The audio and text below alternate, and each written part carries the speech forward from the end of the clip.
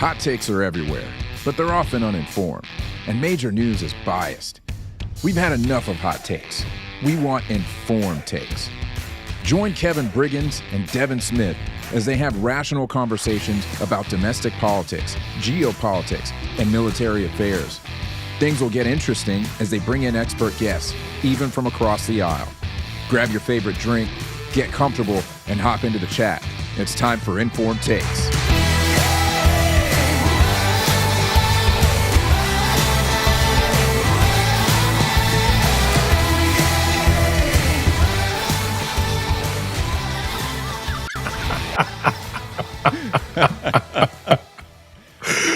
Oh man. Yo, what a way to start a new transition, a new administration is with a gaffe. This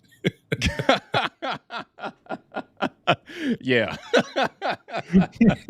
How you doing? I'm good, man. Hey, y'all, welcome to Informed Takes. I am Kevin Briggins. He is Devin Smith, and y'all are with us tonight. Oh man, another Friday night. But it is the first of Friday nights because it is the first show of the new administration in the White House, and so that's kind of an important thing to take note of. Yes. He said he was going to come in. He was going to come in hot. He did not disappoint. Man. This is what I will say. We will have plenty of content for the next 4 years. Yeah. We will not be like, what are we going to talk about this week? No. It's going to be, unfortunately, it's not going to be a dull moment in the next 4 years. Yeah. No, the show, as I always say, the show writes itself. It does. The show writes itself. Because part of it is going to be things that he does. The other part is going to be things that he does that's not that big of a deal, but people deal about it, you know? Oh yeah. It's like Trump went for a walk today. It's like, you know who else went for walks? Hitler went for walks, you know? And we just have this kind of this thing that just kind of, you know, happens over and over again. The freak out of everything he does. And so I don't see it. If the first week is any sign of things, I don't think it's going to change over the next 4 years. Yeah. Oh man. I mean, so many things. I don't know that we have it in the rundown here, but Elon, man, they lost their minds with Elon. I mean, if this is what we're gonna deal with for the next 4 years, I mean, you had to have some Jews come out the woodwork and basically be like, that was not a Nazi salute. I mean, y'all need to calm down. Regardless of the hand motion, question you ask yourself is, did Elon Musk decide to come out to the world as a Nazi tonight? If the answer is, I don't think he did, then it's not a Nazi salute. What are we talking about? Right. You know? That's right. Yeah. No, that and that is that's one of the things that I think we have to like, oh my God. That's one of the things that we have to decide is like, do we think that all of a sudden dudes on the world stage is going to come out like that, or maybe are we just reaching? And I saw several Democrats basically say, this is why we lost, y'all, because we keep doing this. This is why we lost. I mean, when he says the words, my heart goes out to you, and he puts the hand over the chest and does the motion, like, he's not doing Hail Hitler. He said, my heart goes out to you. As awkward as it was, you know, and nobody said Elon Musk was cool, you know. Hell, you know, hey man, nobody. No, he's a nerd. He's a smart, probably autistic, you know, individual. And so it was not the coolest thing in the world, but it was very awkward. But once I heard the audio with it, you know, saying my heart goes out to you, and then he does to the crowd, he turns around and does to the crowd behind him, and he's, you know, talking about this moment of kind of like, you know, we did it, you know, and it was your support that, you know, did it. And so I got the moment, and then it just got ruined because it got taken over by, oh my goodness, Elon did a Nazi salute. Dude, that's the thing, man. I just felt like it was actually a pretty, it was pretty wholesome. You know what I'm saying? Like, it was. That was pretty Yes. wholesome. Dude was like really, really excited. I mean, you look at him during the inauguration ceremony, and he's over there like, like he did it, man. And Barron's like, I've been here before, man. Come on, chill. Act like you've been here. Yeah. And it's like, dude is genuinely excited. He is, I mean, I do feel like it's just kind of like some of the autism coming out, like, you know, and I'm looking at it as like endearing, and then I actually didn't see that part live. I only heard about it because people started talking about it. They're like, oh, he did a Nazi salute. And I was just thinking to myself, Same here. You know what? Okay. 4 years ago, I'd have been freaking out. I'd be like, oh no, it's a big gaffe. Like they're going to be able to use this against us. Like he didn't mean it, but that was stupid. All that stuff. Dude, I'm so burnt out on that now. Like I don't care. I just don't. Everybody's burnt out. Everybody's burnt out. And the people who aren't burnt out but continue to freak out, they don't realize they're burning out everybody around them. No one cares anymore. Nobody cares, dude. Like, just don't Nobody cares. You know. I mean, the whole, hey, yeah, Kenneth, I hear you on that, man. I hear you on that. I love to watch him doing his thing, tossing them pens, man. Now, you know, as a card carrying conservative, I really would rather us handle some of these things through the legislative branch, but you know, some people need to have their butts kicked in the legislative branch. They need to actually start being the legislative branch again. But I appreciate the action. Yeah, absolutely. Ken's my boy out of Kentucky. Hey, okay. Hey, Ken, I got to tell you, man, you got a dang good senator in Kennedy there. I mean, that dude he's a boss. I saw a clip today of him basically just throwing hands, and I'm just like, nobody does it like him, man. Nobody does it like Kennedy. Nobody. You got a lot of people in the legislative branch who know how to basically tell it like it is, but I don't think that anybody does it with quite the level of humor and articulation that Kennedy does it. So hats off to you, Ken, from for having a great senator from the state of Kentucky.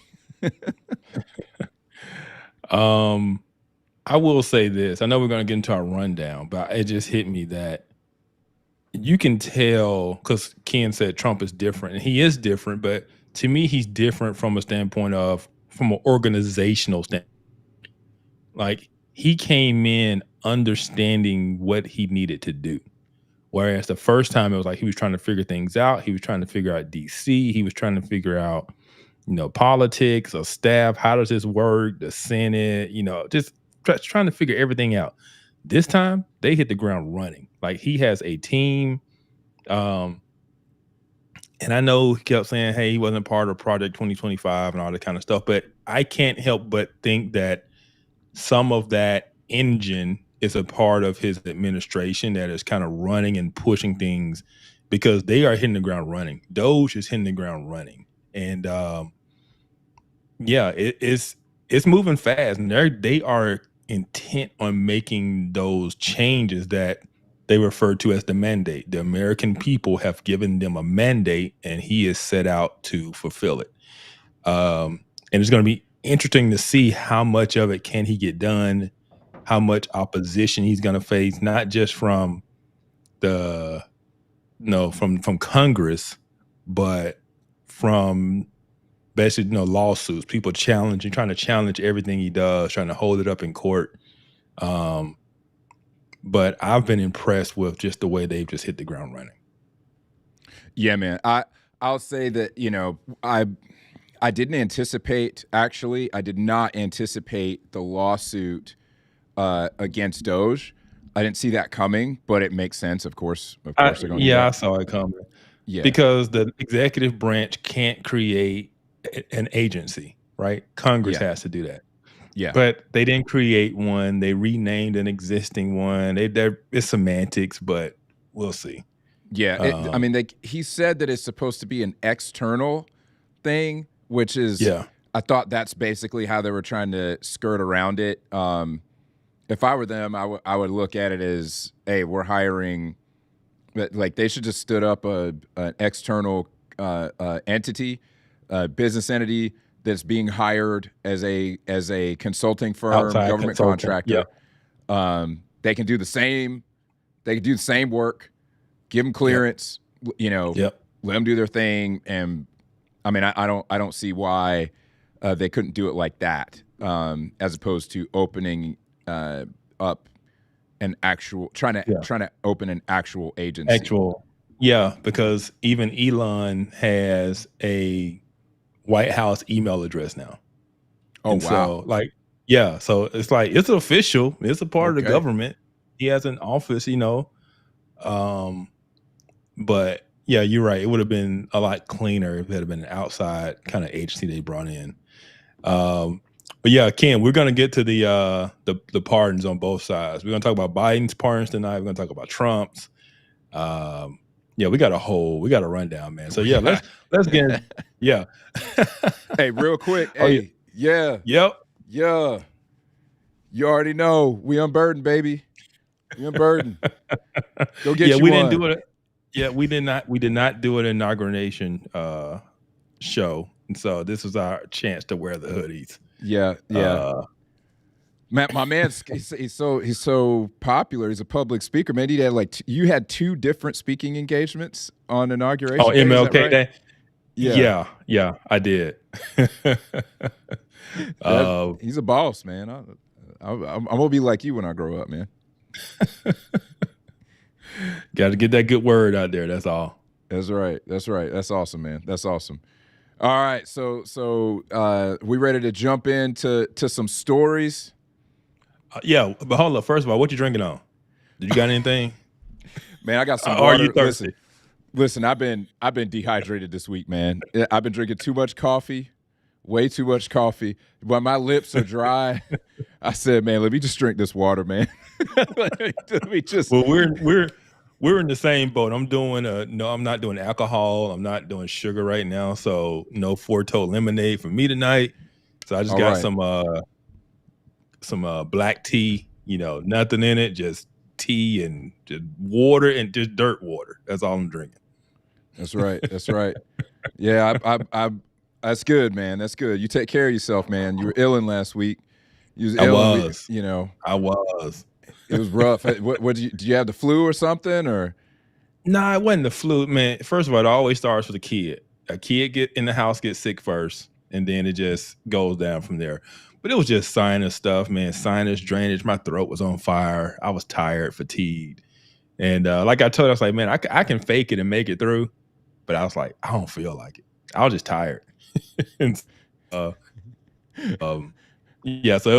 let's just punt because I just wanted to come home and go to sleep. No, I feel you, man. You need that sometimes. You need that. Hey, Ken, I appreciate you, man. I appreciate you. You drinking some bourbon for me. You let me know what kind of bourbon it is, man. I got to go on the bourbon trail in Kentucky. What was that? About pushing 5 years ago, and it was one of the best experiences. Went to 7 different distilleries, man. I'm a fan of Kentucky, man. I'm a fan. Nice. All right, man. Well, let's jump. Oh, yeah. She having some hot chocolate. Okay. Oh, okay. Hot chocolate. How many toes? Nice. How many toes you paying for that hot chocolate? Yeah. It's got some marshmallows in it. How we doing it? We love you, Future. We appreciate you. Man. Is it? Oh, Old Forester. Okay. Old Forester. Respect, man. Respect. That's what I'm talking about, man. Old Forester is good stuff. That's some good stuff right there. Oh, man. Hey, I've never been a dark alcohol person. I'm not a bourbon person, but man, it seems like everybody I know drinks old fashions now. Like that's just a thing. Yep. Just an old fashioned. Go out to a restaurant, it's like, can't get an old fashioned. It's like, Like, it just kind of came out of nowhere. All of a sudden, everybody's drinking old fashions. Man, that's because bourbon got real popular. Bourbon got really popular, and then the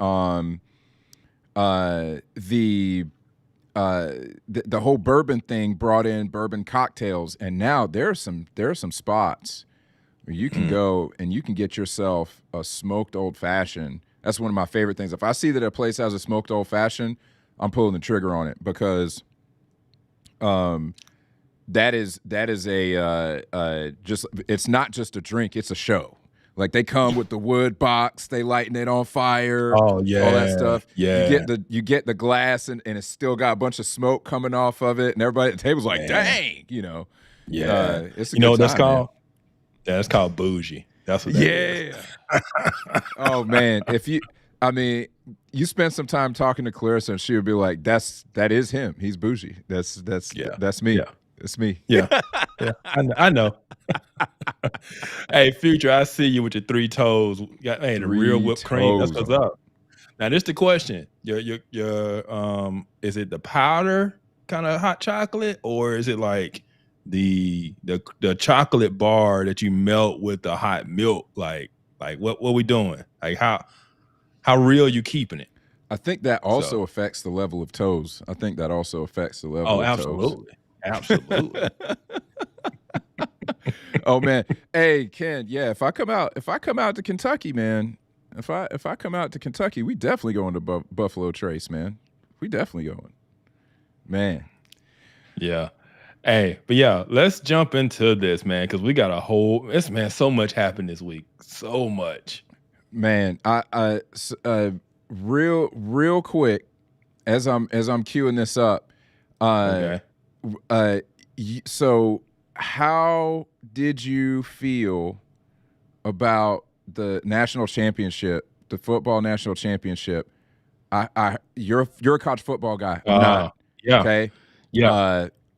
People have feelings. People have feelings about this. In 30 seconds, give me your opinion.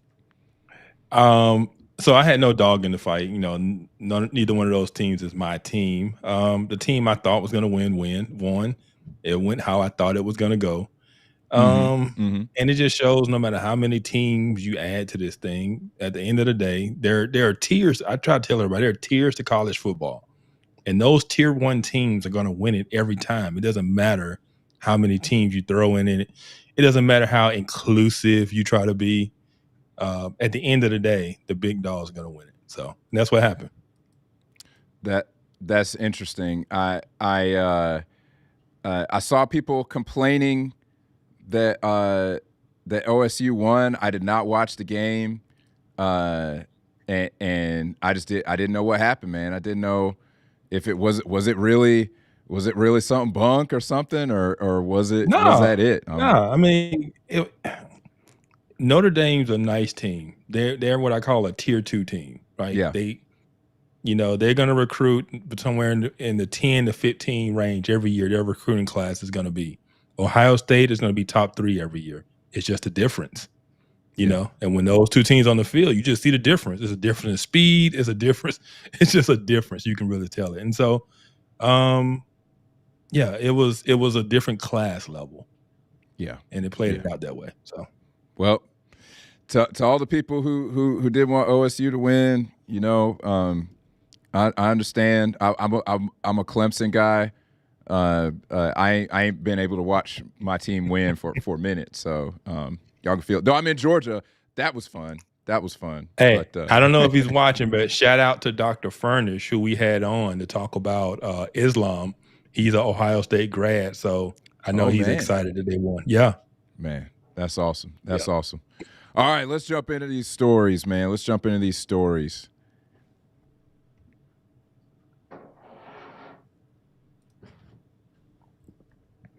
Oh, come on, man. I gotta get me.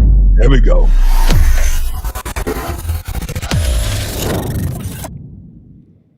Yes. Yeah. Never gets old. Never gets old.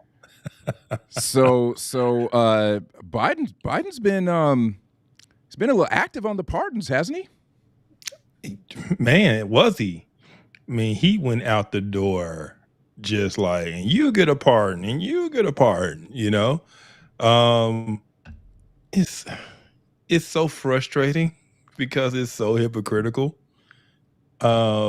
Because in 2020, when there was these rumors that Trump might preemptively pardon people within his administration, everybody was talking about how kind of disgraceful that was. How if you've got nothing to hide, what are you concerned about? And then the Biden administration comes in, and 4 years later and does, because Trump didn't do it. He didn't pardon anybody. Right. And then here comes Biden after talking about Trump and after kind of putting himself on this moral high ground. He comes out and does it. Pardon his whole family, pardon Fauci, Milley, the whole January 6th committee, Liz Cheney, all of these people, just a preemptive pardon. And it's like, and not only that, as one person I heard say, and it was a liberal, they was like, you can't just use as an excuse to do whatever you want to do. Like, oh, we had to do it because Trump. It's like, no, you didn't. No, you didn't. No. I mean, Trump, if anything, okay, if you want to talk about who had, if somebody was going to do some preemptive pardons, Trump would have been the one, I would have thought, to do some preemptive pardons. So it was some hot stuff. They made it very clear that they wanted to go after him, and they did. They did worse than probably any president in American history. They went after him. Absolutely. He didn't do it. Biden did exactly what he said he wasn't going to do. And his stuff was unprecedented. There's never 100%. been really a preemptive pardon, and people are questioning the legality of it because it's like, well, can you pardon somebody for something that they haven't been investigated for or tried for? And so it'll be interesting to see if that actually sticks. I don't know that Trump's going to waste energy on it, but he's not. Yeah. I mean, it's too many things he's trying to do. It's too many things he's trying to do. And Trump has already said the best revenge is success. 100%. 100%. And so he's just trying to be as successful as he can be. He's not trying to waste time going after Liz Cheney. I mean, he'll roast her on Truth Social and Twitter. And he should. But he should. He's not. I don't think he's gonna waste time and effort. I mean, when you're talking about, you have a criminal gang problem within the country, you have massive illegal immigration, you have a border crisis, you have just the crime we have in these cities. I don't think he's trying to waste law enforcement, Department of Justice efforts on going after people like Liz Cheney. Nah. No. It's just I think you're right. I don't think he's really going to waste time on it. What he did do is he started I don't think this is out of revenge. I get your opinion on it. He started revoking security details. He did. Yeah. He did. I mean, he revoked Fauci's security detail.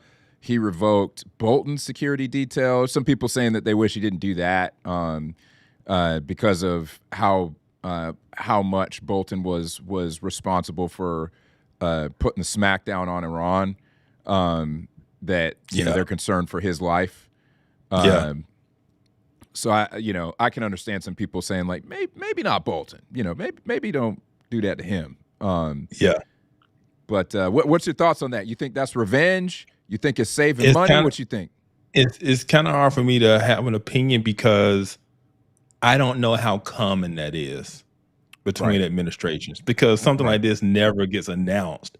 So I don't know if this is business as usual or if this is kind of, this is not, usually, the president doesn't remove details from outgoing administration personnel. If that's the case, then I'm like, okay, yeah, this might be kind of being petty, which Trump is not above. Right. This is why we have to ask the question. Yeah, but without knowing, is this a common thing or not? I don't know. It's kind of hard to I mean, but even the fact of it kind of goes back to my point of any little thing he does gets reported. Right. You know, they're just going to be all over anything he does. Because, like I say, Biden could have came in and took away, you know, security details from people from Trump's administration. Nobody would ever said anything. It would have never been reported. It's just a normal thing. But Trump does it, and it's a headline. 100%. And so, 100%. Yeah. And I think that if my thing is like, okay, with the whole Fauci thing,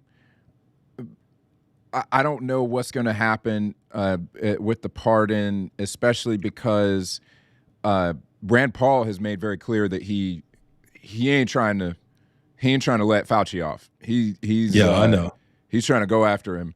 I'm not mad at that. I actually think that Rand Paul, he's been exposing Fauci for years. Ever since 2020, he's been exposing Fauci.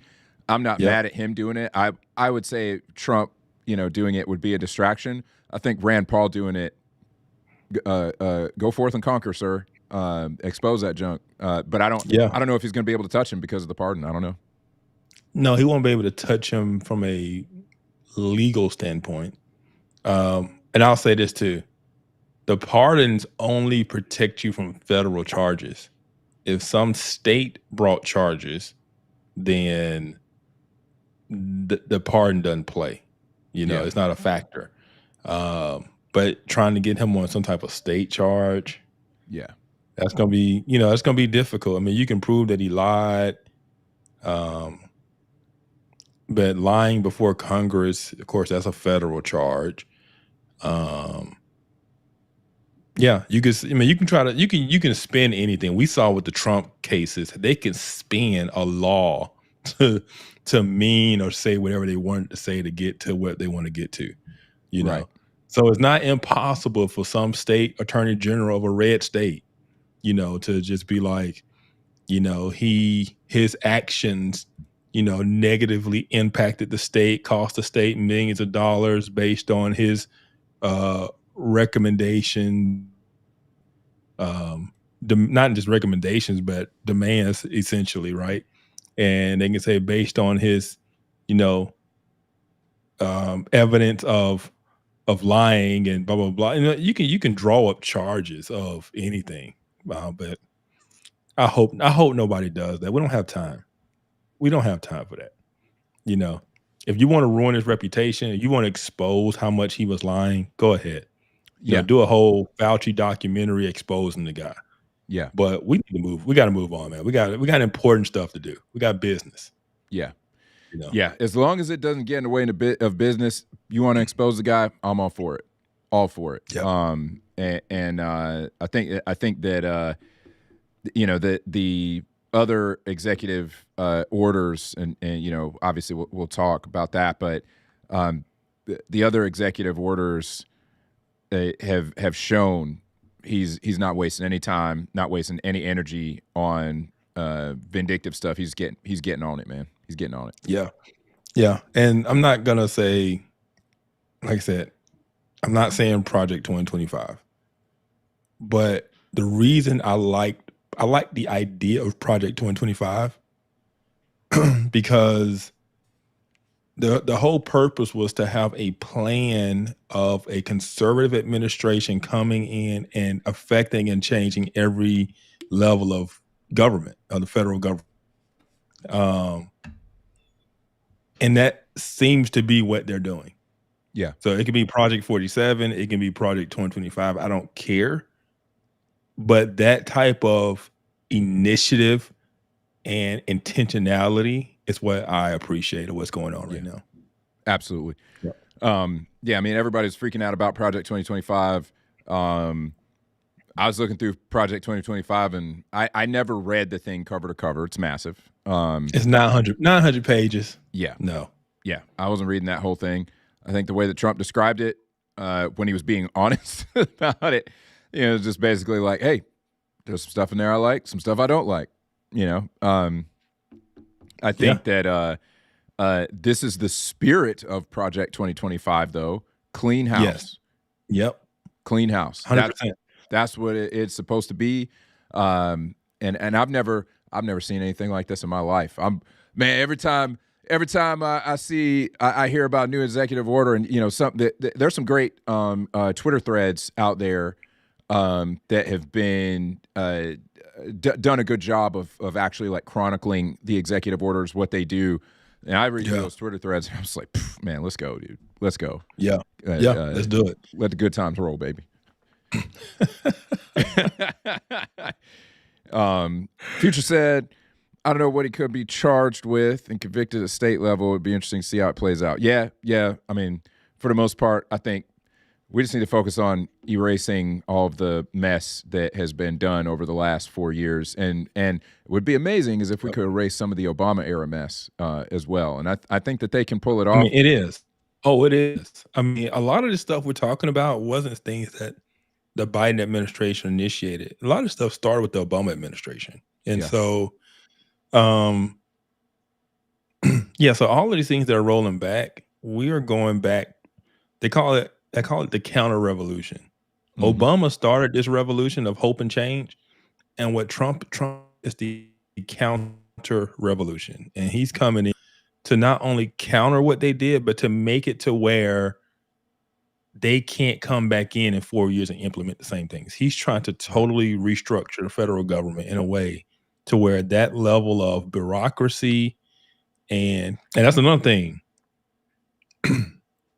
The bureaucracy that we're talking about of the state and the administrative state, people don't realize how much of this stuff is the creation from the Civil Rights Act. Yes. And so 100%. Yeah. And so a lot of these agencies and a lot of these roles and a lot of these executive orders and all this kind of stuff came out of the administrative state created from the Civil Rights Act, because all of a sudden the federal government had to enforce, affirmative action and all of these other things. And it just grew to this administrative bureaucracy. And there were many people who benefited from it. And it just kind of helped. It helped undermine the Oval Office, and it also helped to, if it was in favor of the Oval Office, it helped push through the administration's plans, like the Obama administration, right? And so Trump's coming in to undo this stuff. All this stuff is making sense now. Remember when Trump was complaining his first term about how he couldn't fire people? Yep, that's right. He was like, we got incompetent people that I can't fire. And the reason was because he understood those people were slow playing what he was trying to get done. Yes. They were trying to oppose what he was trying to get done. And then it's like, no, Mr. President, you can't fire them. They're a civil servant. They're unfireable. In Trump's mind, that's dumb. It's super dumb. I mean, it's incredibly dumb. It's one of the problems that we talk about. I'm thankful Thomas Sowell talks about that a lot. One of the big problems with government is that the government doesn't have to compete, so people can stay in jobs where they're essentially useless, and there's no consequence for that. It made sense if it worked the way it is on paper, because they're supposed to be apolitical. So if the president, no matter if it's a Republican, Democrat, can't fire me, it's like the Supreme. I'm not pressured either way by you because I'm apolitical. But that's not how it is. They're not apolitical. It's not. They're heavily political, and they're heavy Democrat.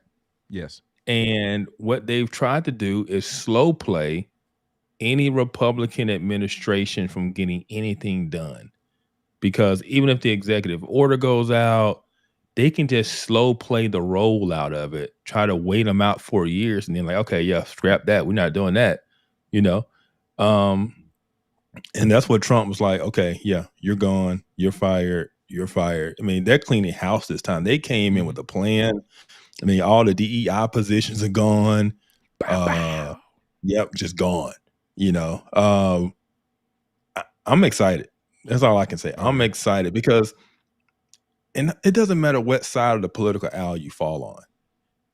Everyone has complained about the size of government spending, and now someone's finally doing something about it, and people are mad about it just because they don't like who's doing it. I'm like, what are we doing, y'all?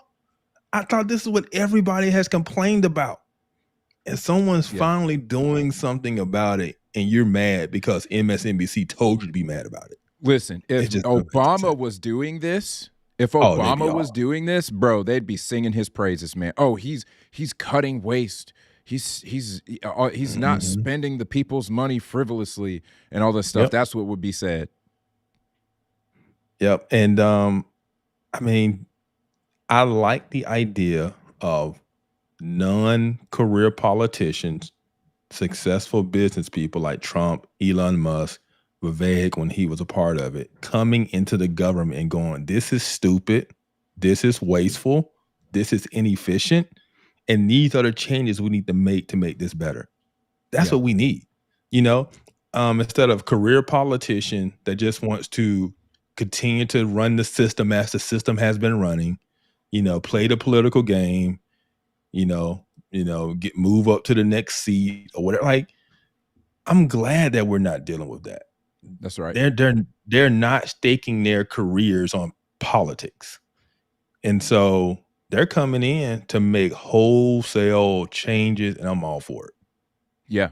Oh yeah. No, that's I'm so excited because this has been the first time where I've seen somebody who holds office say they're going to do stuff and come with that kind of energy. Mhm. And you just appreciate the fact that he is an outsider. He's not a trained politician. Yep. You know, honestly, the thing that I like, one of the things I like the most, I know we gotta keep moving here, but one of the things I like the most about this is that it has broken me of this, you know, fear of, oh, well, they're going to be able to say this thing or say that thing. The last 8 years of Trump and Biden and those, you know, kind of being very unprecedented administrations and some of Yeah. the things that they did and or had to go through, right? Yeah. With COVID, et cetera. It broke me, and I think a lot of people of that. I think that the reason that the Elon supposed Nazi salute thing didn't stick is because people are just like, y'all, like we over this. People can now, in my opinion, and maybe I'm wrong, but people can now be normal people. They can be in office and be normal people and not have to be perfect every second and have to be polished and scripted every second. And I actually think that's refreshing. I appreciate that. You know, Devin, even from 2 years ago, was like, oh, man, they better not say anything stupid because the left's going to use it against them and they're going to turn this person off and that person off. And it's like, nah, man. Now it's just like, yo, they're a normal person. We got things to do. Yeah. Let's dispense with all of this trying to be perfect all the time. Yep. And this is the word that I'm going to use because that has kind of been the common theme in the last week, especially with the fires in California. People just want someone who is competent. The last administration was so competent. Yep. People they just want someone who knows what they're doing to be in charge and do their job and do it well. That's it. That's why I don't want to do the going after people. I'm tired of politics. Go in there, run the country, run it well. That's all we want. Yeah. Stay out the news. I don't care about going after people. I don't care about the politics of things. I just want competent governance. Go in there, do things that make sense. Get rid of things that are dumb that don't. Cut waste. Have good foreign policy. Have good economic plan. And just get it done. Just get it done, man. Yeah. The last thing I'll say on Fauci in that vein of what you're saying is, listen, I don't have a whole lot of interest in spending a lot of energy on going after somebody if it's going to distract from the main thing that that I know I hired this administration to do. I Yeah. hired this administration to take the machetes to the executive branch, to cut down the size and the scope of the federal government as much as possible. I expect Republicans in the Senate and the House to work with Trump to do that. All the talk that we got from the Tea Party, et cetera, like it now there's an opportunity to do it. It better get done. Otherwise, y'all are fake. If it doesn't get done this time, you're fake. 100%. 100%. This is the first time we don't have the uniparty. Right. We don't have just, two sides of the same coin. No. For the first time, it's like, no, we're coming to do actual what a conservative government does. When you say small government, it has to mean something. Yes. It can't be lip service. And so for the first time, it just doesn't feel like lip service. And I'm excited. It's like, man, we're gonna actually, cut some things that I'm really hoping for the Department of Education to get cut. I just am. Yeah, dude. And it's not just like, I hate the Department of Education. It's like, to me, that is the sign that you're really willing to make some wholesale changes. If that goes away. Yes. And they've talked about that some, right? Yeah. That once again, talked about. To me, that should have been one of them day one orders. Department of Education gone. It would be tough for him to do that because the fallout of doing that is pretty large. The fallout. That's what we're here for. That's what we're here for, man. It's gonna hurt. It's got to be fallout. You're gonna do wholesale changes, man. You just do it. Rip the Band-Aid off. Each state. We don't need a Department of Education at the federal level. Each state is responsible for its own education, its own standards, its own. Yeah. Let's get back to being a constitutional republic of states. Yeah, man. No, that is. I'm with you on that. If they can pull it off, it's going to be messy. That is one of the other things. Is it's not going to be clean. I would love to see them manage to, because I do think that they need to get in there and they need to assess how to ramp it down. There's going to be a lot of backlash if they just try to axe it. So many people depend on public education, and they don't realize that, like, hey, the Department of Education has not always existed, and it doesn't need to exist in order for public education to exist. I personally am against public education. I don't think that's the government's job. I don't think that the government needs to be worrying about that, at least the federal government. I am okay with I'm actually okay with municipalities, and you can maybe even talk me into the state, the individual states having public education. I just don't think it is something that the taxpayer should be forced to pay above the municipal level. There are certain things that a city, you got to be able to say, hey, we're gonna have these things that make our city attractive, and I'm okay with cities to the extent that they need to operating more like businesses. Right? They're incorporated. For crying out loud. I'm okay with that. Yeah. I'm okay with you doing things in your city to make that city more attractive and to compete with other places. I'm not okay with forcing people at the state level to fund public education if that's not the right choice for them. It's easy to move out of a city. It's hard to move out of a state, and harder still to move out of the country, right? Yeah. And this is what I'll say too. You can have some of national education standards that you put out there, like standardized testing, like SAT, ACT, stuff like that. You can have federal funding that goes to certain. You don't need a whole department for that, though. That's the whole thing, right? No. Because once you create a department, that department spends all of its time ensuring its existence. it ensures how important it is. It will find the problem that it must solve, right?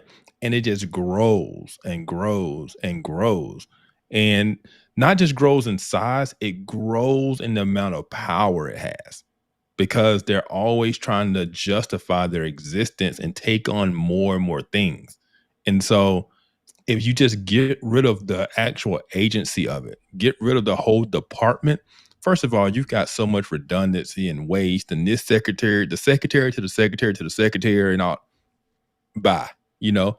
Um, but you don't, for those essential functions like standardized testing and stuff like that, take those functions, throw them under a different existing agency somewhere or department, right? Yeah. Didn't do that. But Yeah. get rid of this whole, the different department and branch of government of education. Yeah. Yeah, 100% agree with that. 100% agree. So all right, let's move to our next story, man. Yeah, let's do it. So Trump pardons the J6ers, man. Your thoughts on that? I gotta give the disclaimer. January 6th was a dark day in our nation's history. It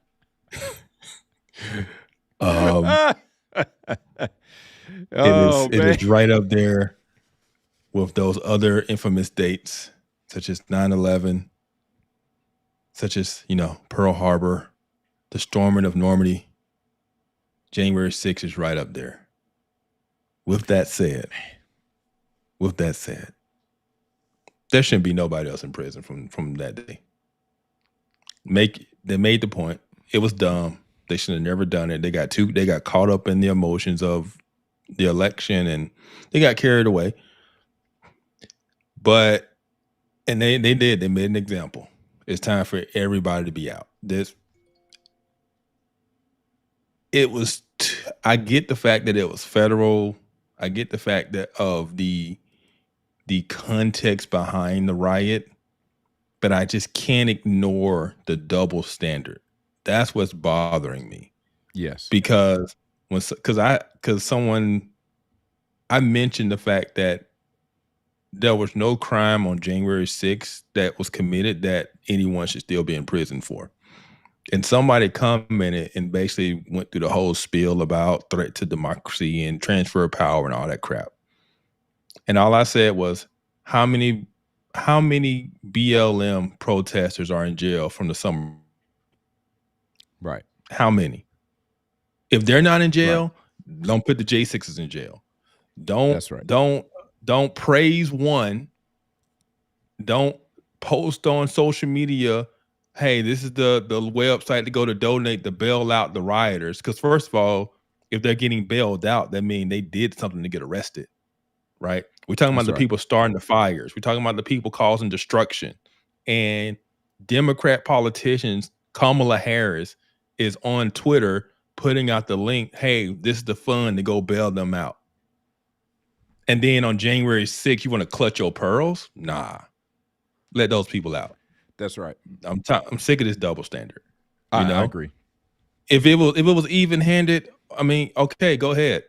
But the hypocrisy and the double standard of all of that rioting in the summer of 2020, all of that burning down and destruction, all the people who actually got killed, Ferguson, all of that, and they cheered it.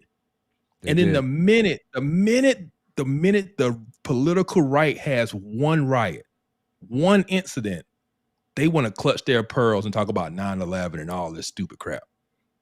No. So no, let those people out of jail. So yeah, it's just the hypocrisy of it that bothers me. So yeah, absolutely. No, I'm with you, man. I actually like what the senator from Kentucky had to say. I appreciate what Senator Kennedy said when he talked about essentially, he wouldn't have did it the way that Trump did it. He thinks that he should have looked at all the cases individually. I heard that. Yeah, and there are some people who they instigated, they they did the breaking and entering. Those people needed to be punished, and then the others, they did stupid things. They shouldn't have been there, but I mean, they weren't. They were nonviolent, etc. Like, there's no reason, to excessively punish these people, and so there's a there is a point, though. I mean, I just don't think the American people care very much. And so they tried to make us care for 4 years. Showed is ceremonies. No, we don't care. No, we don't. There are real life things going on. We do not care about January 6th. We have moved on. Yeah, I have moved on.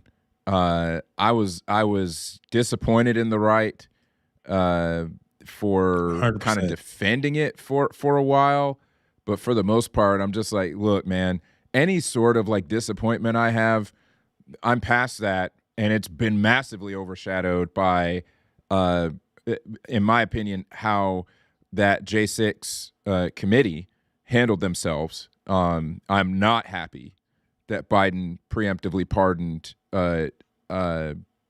Cheney and Schiff. I'm not happy about that, because I think he knows that they were playing outside the lines in some of the stuff that they did. Yeah, I will say Liz Cheney taught me a lot about politics, and just her complete, utterly flip. Yeah. Right.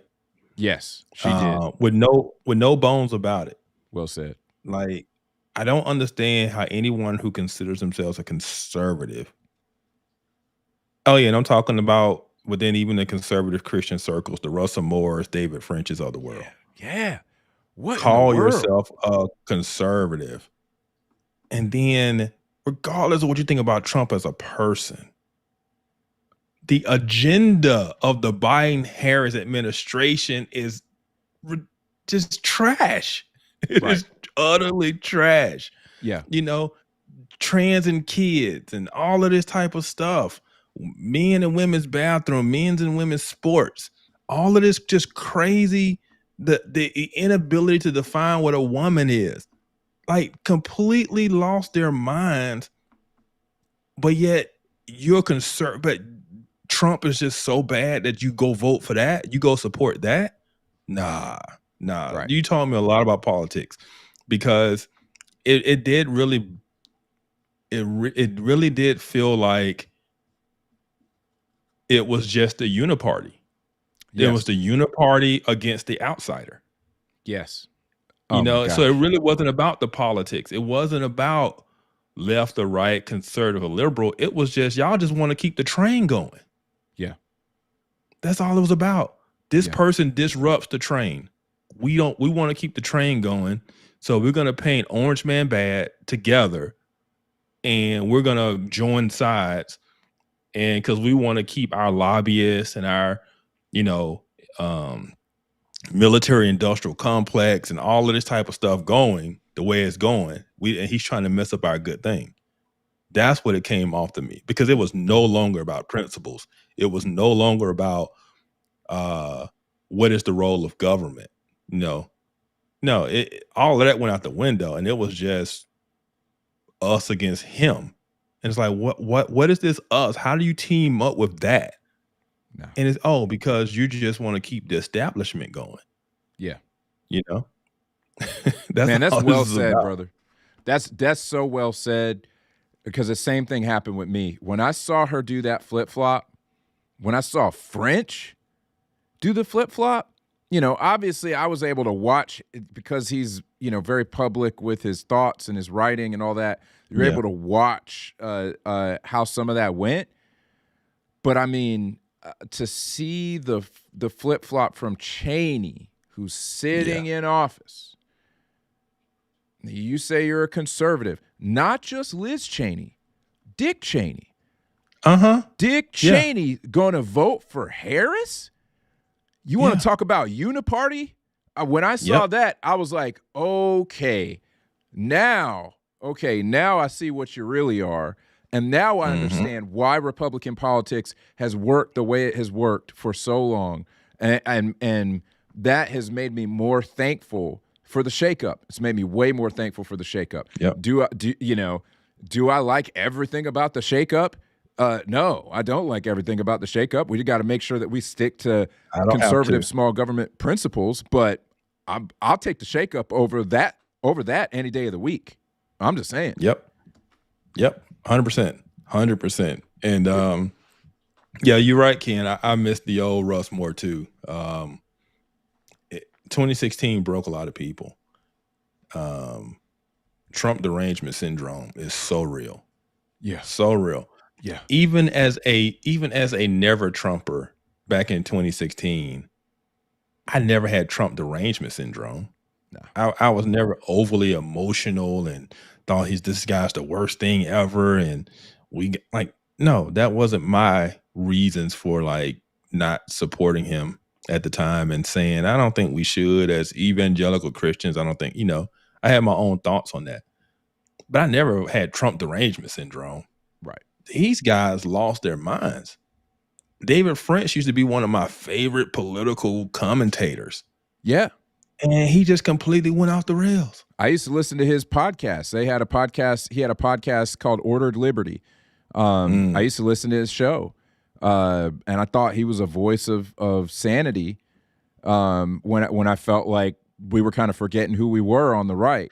Early MAGA, you had the rise of the alt-right, you had Milo Yiannopoulos, and I was like, yo, this ain't us. Like that ain't us. The Steve Bannons, and I'm like, okay, thank you, David French, for being out there and being a voice of sanity. And I was just really, really surprised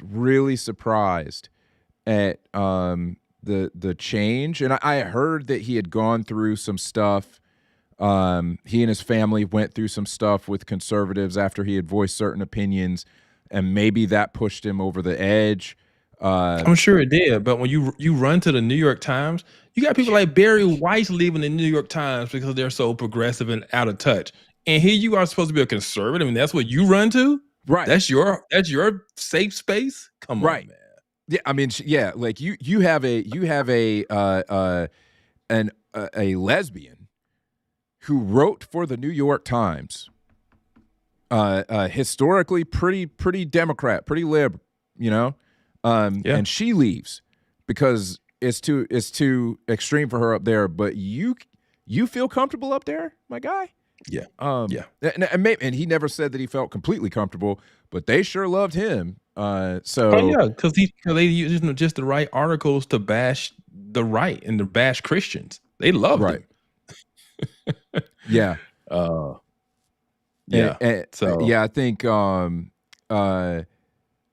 think that the big problem that I have with a lot of these switches is it's just like, I understand y'all are taking a stand against certain behaviors, certain positions that Trump may have. Okay, I understand that. All right, but it's not. At what cost? At what cost are you going to do that? No. But this thing, it was never about a position. It was always, he's a mean person. That's what it was. You know what, bro? I think you're right, man. After all of the dust has settled, that's what it feels like. It's just like y'all just thought he was mean, like y'all. Yeah, it just came down to personality. It came down to he mean tweets. He's a jerk. Yeah, I admit he's a jerk. He is. Yeah, but at the end of the day, policy has to be what to. And there's a clear divide. And so the fact that you would advocate for the other person's policy because you view them as nicer, man, it's wild, dude. That's wild. How, as a conservative, if you're a real conservative, how can you cross over to that side, knowing what we got with Biden, seeing what we got with Obama, right? And it's just gotten worse. It got worse with the Biden administration. Can you imagine a Harris presidency? Can you imagine how hard in the paint she would have gone doubled down on so many of the issues that have been wrecking the economy, American culture, et cetera. And you're going to say that you're going to vote for her, but you still want me to consider you a conservative. You want me to consider you on the level of DEI that next administration would have pushed into every facet of American life would have been painful.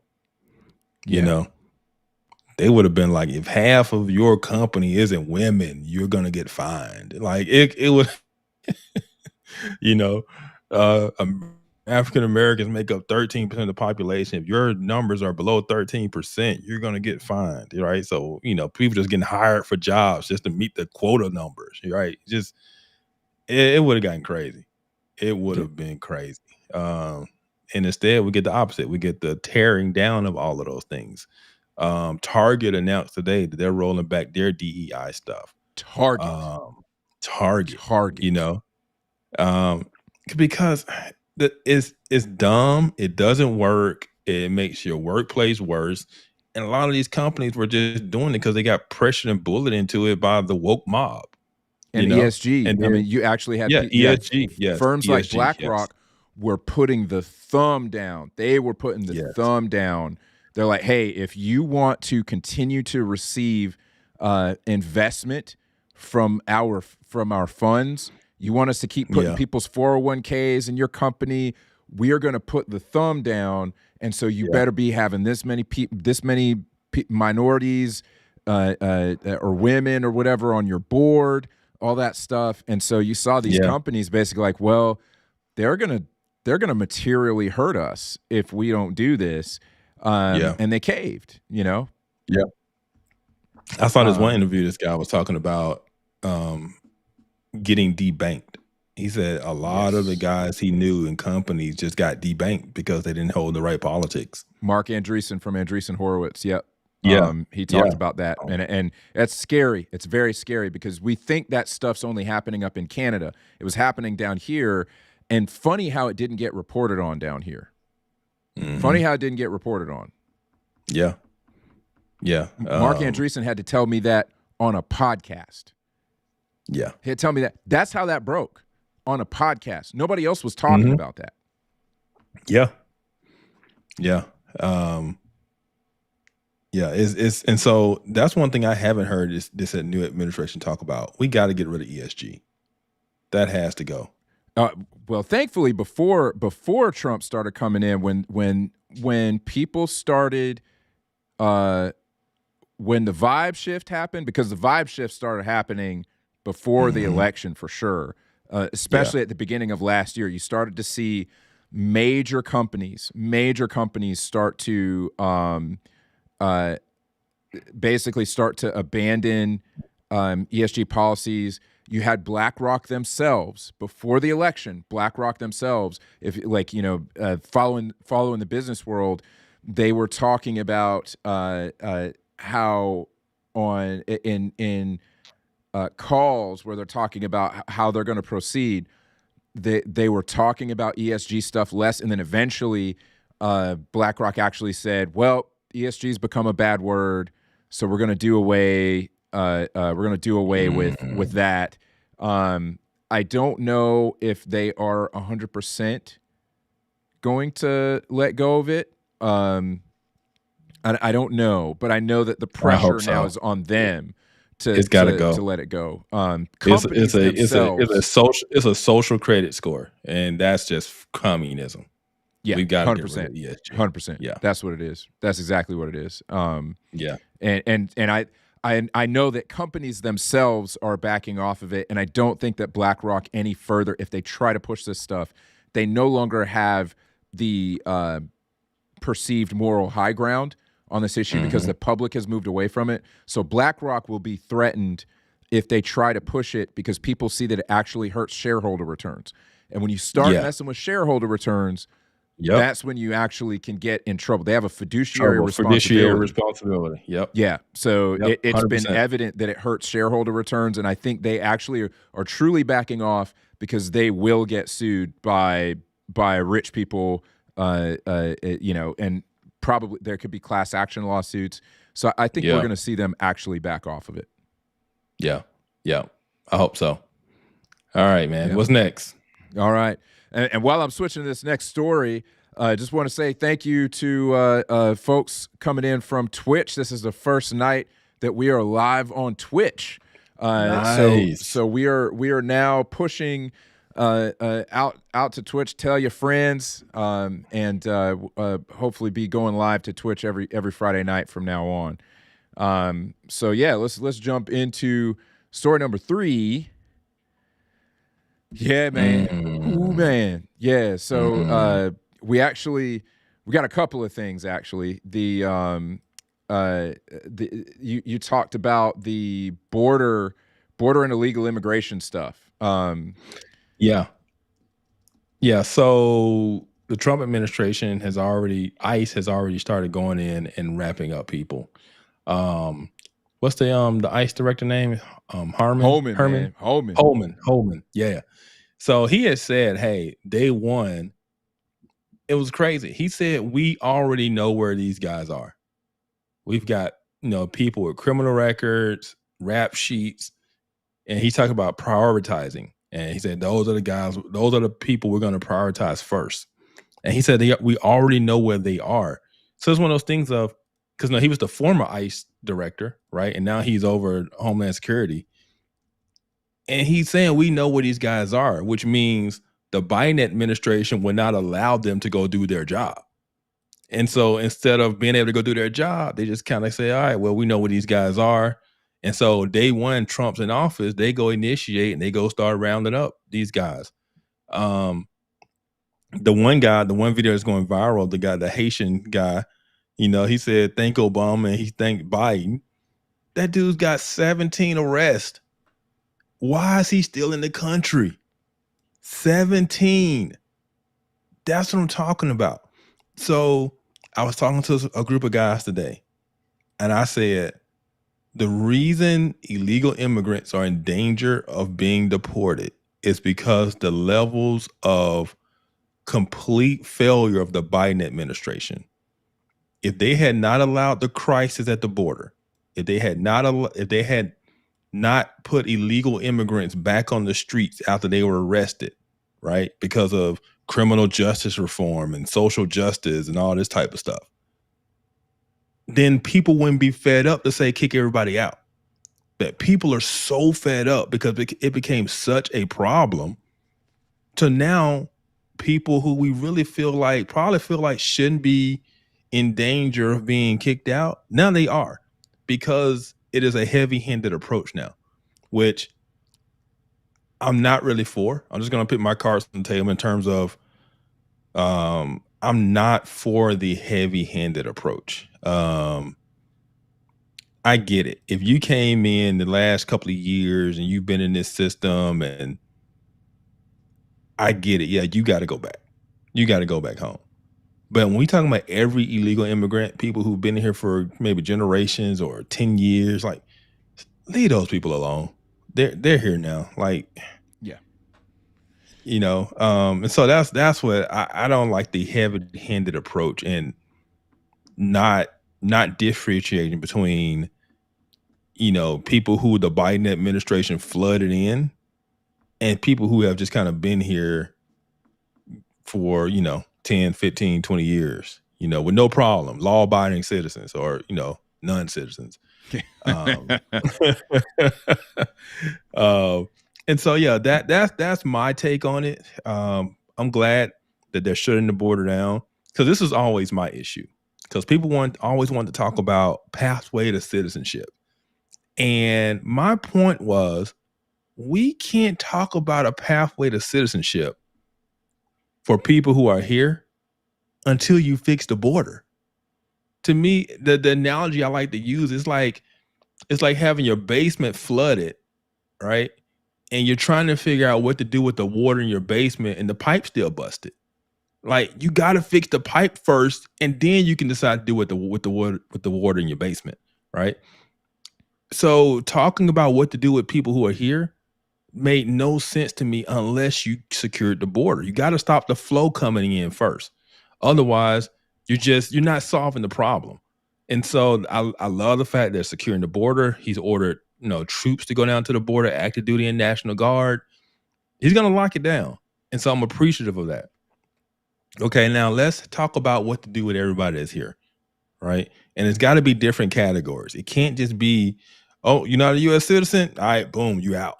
It can't be that, If you were, brought here as a kid, okay, we're going to work. We got to get you naturalized, right? It's got to be a pathway. If you came here under false pretenses 2 years ago, you got to go back home. Yeah. And here's a number. Here's how you start the process. And because, you were here, blah, blah, blah, you had you're in the system, you're in line, you're in the process. We'll remember that kind of deal. But it can't just be rounding up, kicking out, going into schools, kicking doors in. Like it can't be that serious, So that's my take on it. What are you feeling? So, I haven't heard of them having quite that much of a blanket approach. What I have been hearing is they've been focusing on violent offenders. Yes. And I'm all for that. 100%. I don't care how long you've been here. If you're a violent offender, I want them to round you up and get you out. You have zero. You don't have any rights to a trial. If you're a violent offender and you're an illegal immigrant, you're out. I think that, and that's kind of been my take. If the previous administration had been willing to do that, we might not be here. The American people might not be so fed up if they had just kicked out people who were, criminals and causing trouble. Like, no, send those guys home. Yeah. I mean, I don't know, man. I think there are a number of vectors upon which the Biden administration was failing. That's one of them. That was a big frustration to a lot of people. I will say, that is one of the leading issues that caused 55% of Latino men to vote for Trump, for sure. That was a massive part of it. And I think that there are two things that he did. There's one thing that he did with, birthright citizenship, right? Yeah. I think that birthright citizenship, the way that people talk about it, I don't think that people consider how bad of an idea birthright citizenship in the common understanding of it, where basically you are born on American soil, therefore you're an American. I think it's a really, really bad idea. Why not just cross illegally and deliver your baby over here? That's basically what they've been doing. Right. And so that baby is now an American citizen. No, that's not how it should work. The reason that we naturalize people is that we need to make sure that people are Americans up here and in here. That's what makes you an American. There's a reason that there's a naturalization test to become a citizen. There is a culture, a belief system around human rights, around what the government should and should not do, around right and wrong, that we need to filter for you to be a citizen of the United States. And so I have a problem. I would say I have a problem with the idea that literally just because you're born here, that makes you an American. And one of the things I don't think people understand, you take that argument to its logical conclusion. If that's what makes you an American, you're getting real close to blood and soil territory. You're getting real close to that. I mean, I think if you're born here, you should be an American, but I do think it matters if your parents are in a legal status or not. 100%. 100%. Let's say you have some people over here on a work visa or a school visa, right? And they have kids while they're here. I have no problem. Yeah, that kid's an American. Their parents were here in a legal status, born here, you're an American, right? But when you have people who enter the country illegally, they're not in a legal status, and then they have kids, and now the kid's an American, they're not. It just creates this weird. So now you can't deport them because the kid's an American. So the anchor baby, thing. 100%. And to me, that's not what this was meant to be. It's not. It's not what it's meant to be. So I will say, I actually don't think. I don't think that your baby should automatically be an American citizen if you're here legally. I think there should be some stipulations around that. Because if you're here legally and you have a baby here while you're in America, you could basically be here on a visa. You have a baby here. That baby's an American. You overstay your visa, and now, you're just here, and that can be taken advantage of. What I imagine with that is like an operative from a hostile country like China, an operative from China using that, being over here on an H-1B or something like that, which I don't have a problem with H-1B visas. All these people out here screaming about H-1Bs. I don't have a problem with H-1B. But yeah, I'm not one of those H-1B haters. But I can see how that would be leveraged by bad actors, and I think there have to be stipulations on that in order for it to be a well-functioning policy to say, all right, if the baby's born here and the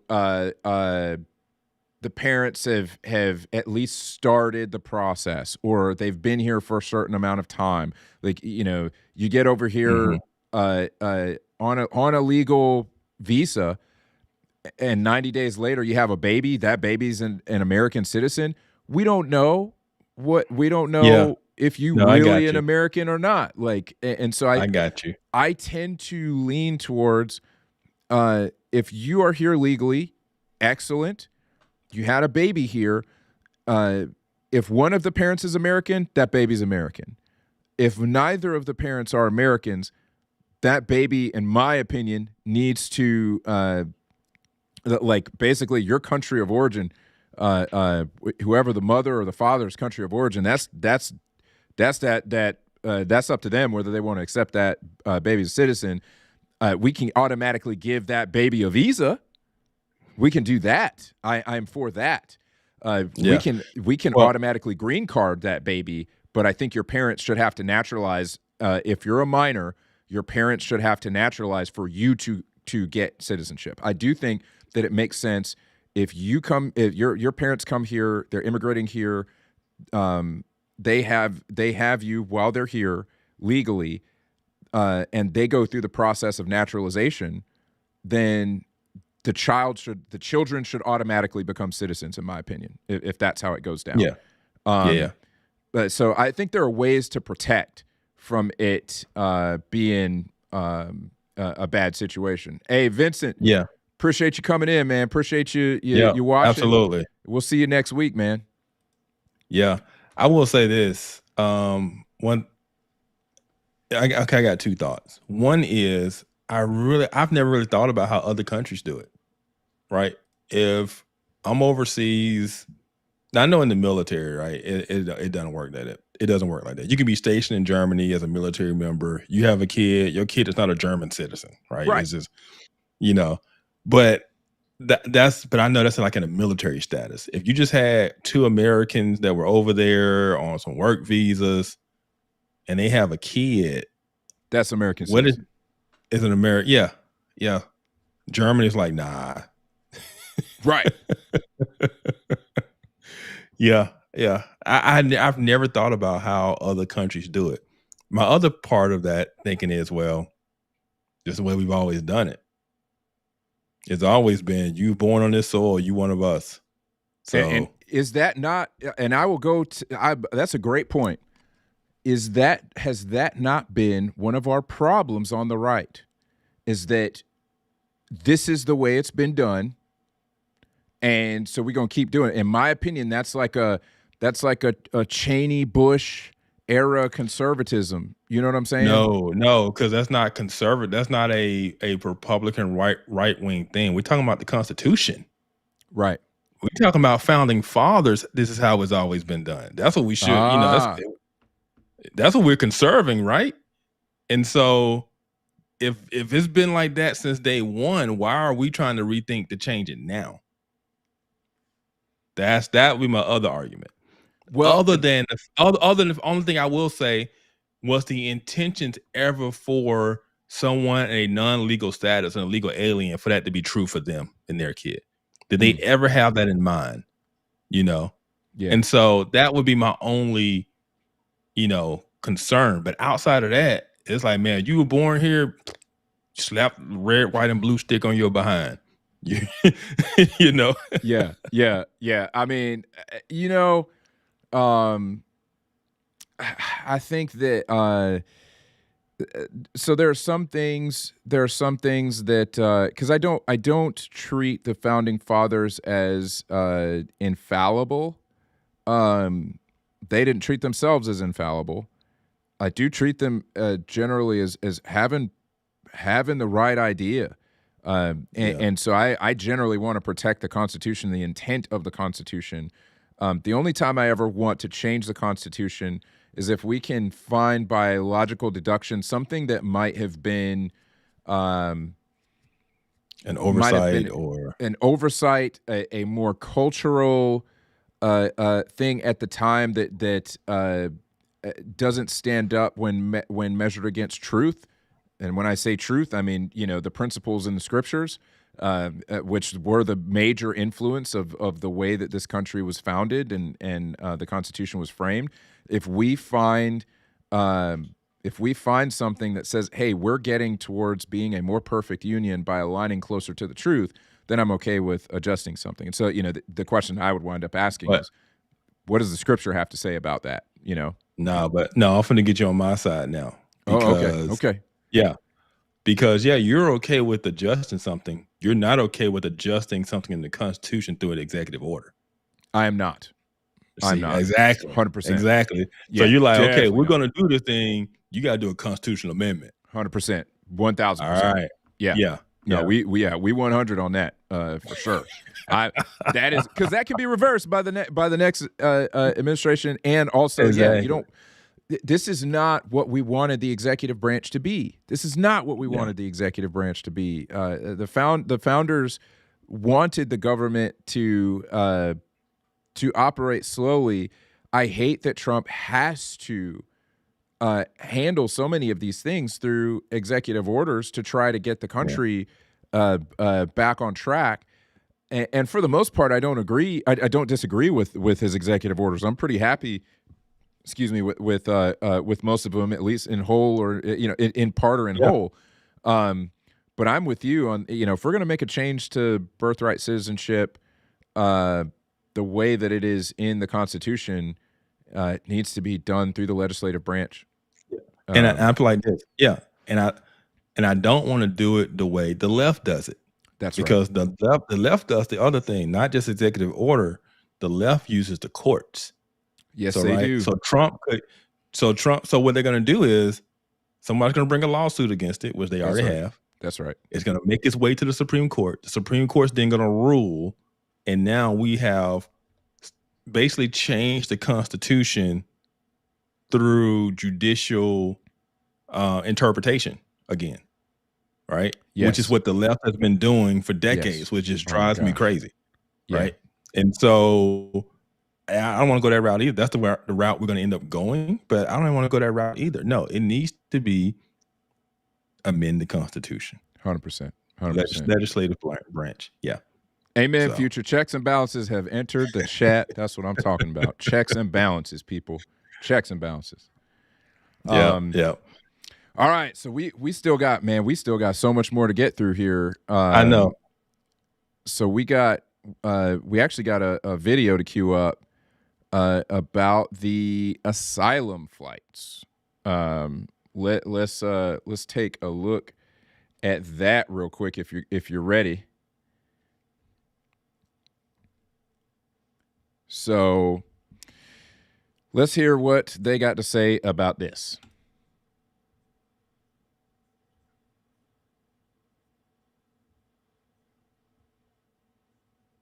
Are you able to hear it?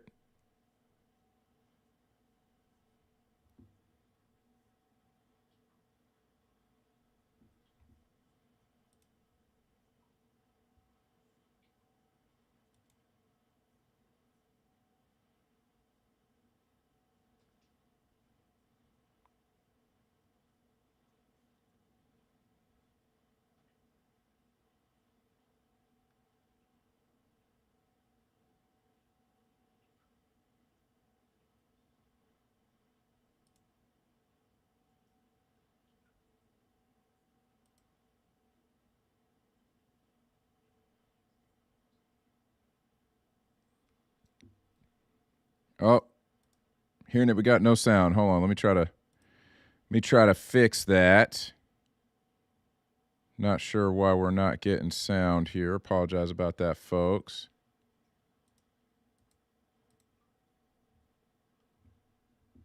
Kevin, do we still have you? I think we might have lost Kev, folks.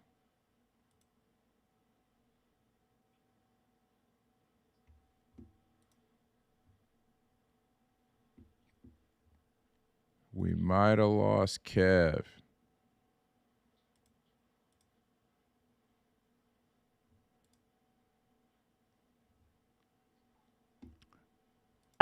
This is probably going to be challenged. The manner in which it was canceled and the justification for it can be canceled. Thousands of refugees hoping to reach the United States have been left stranded in various parts of the world after the State Department confirmed all such travel had been halted. The U.S. refugee admissions program was suspended by an executive order signed by Donald Trump on Monday in one of his first acts as president. With more, here's Jean Lance Rees, co-director at the University of South Carolina's Gould School of Law Immigration Clinic. Hello to you, Jean, and thank you for joining us. So what's your reaction, firstly, to this executive order? Well, I think suspending the people who are waiting in the refugee program is pretty devastating. A lot of the people whose flights were canceled have already been fully vetted. They have been connected with resources in the U.S. Many are probably reuniting with family members.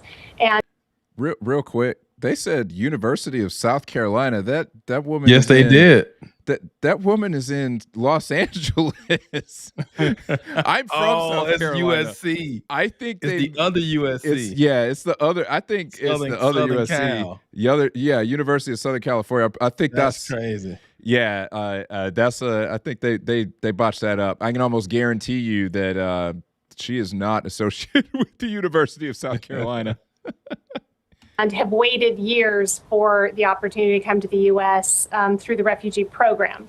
So this is probably going to be challenged. The manner in which it was canceled and the justification for it can be canceled. But generally, the president has very broad authority to suspend the entrance of certain individuals if it's in the public interest of the security of the U.S. So how many people, can you give us an idea of how many people would be affected in this way? I think there's about 200,000 people who are already in, the so-called refugee resettlement pipeline. So these are people who have already applied, been found to be facing persecution or experienced persecution on account of a protected ground in their countries, and have been, cleared to come to the U.S. This year, the U.S. resettled approximately 100,000 refugees. This is different than asylees, but asylees and refugees have to prove the same thing regarding persecution on account of a protected ground. So what's going to happen to those people now?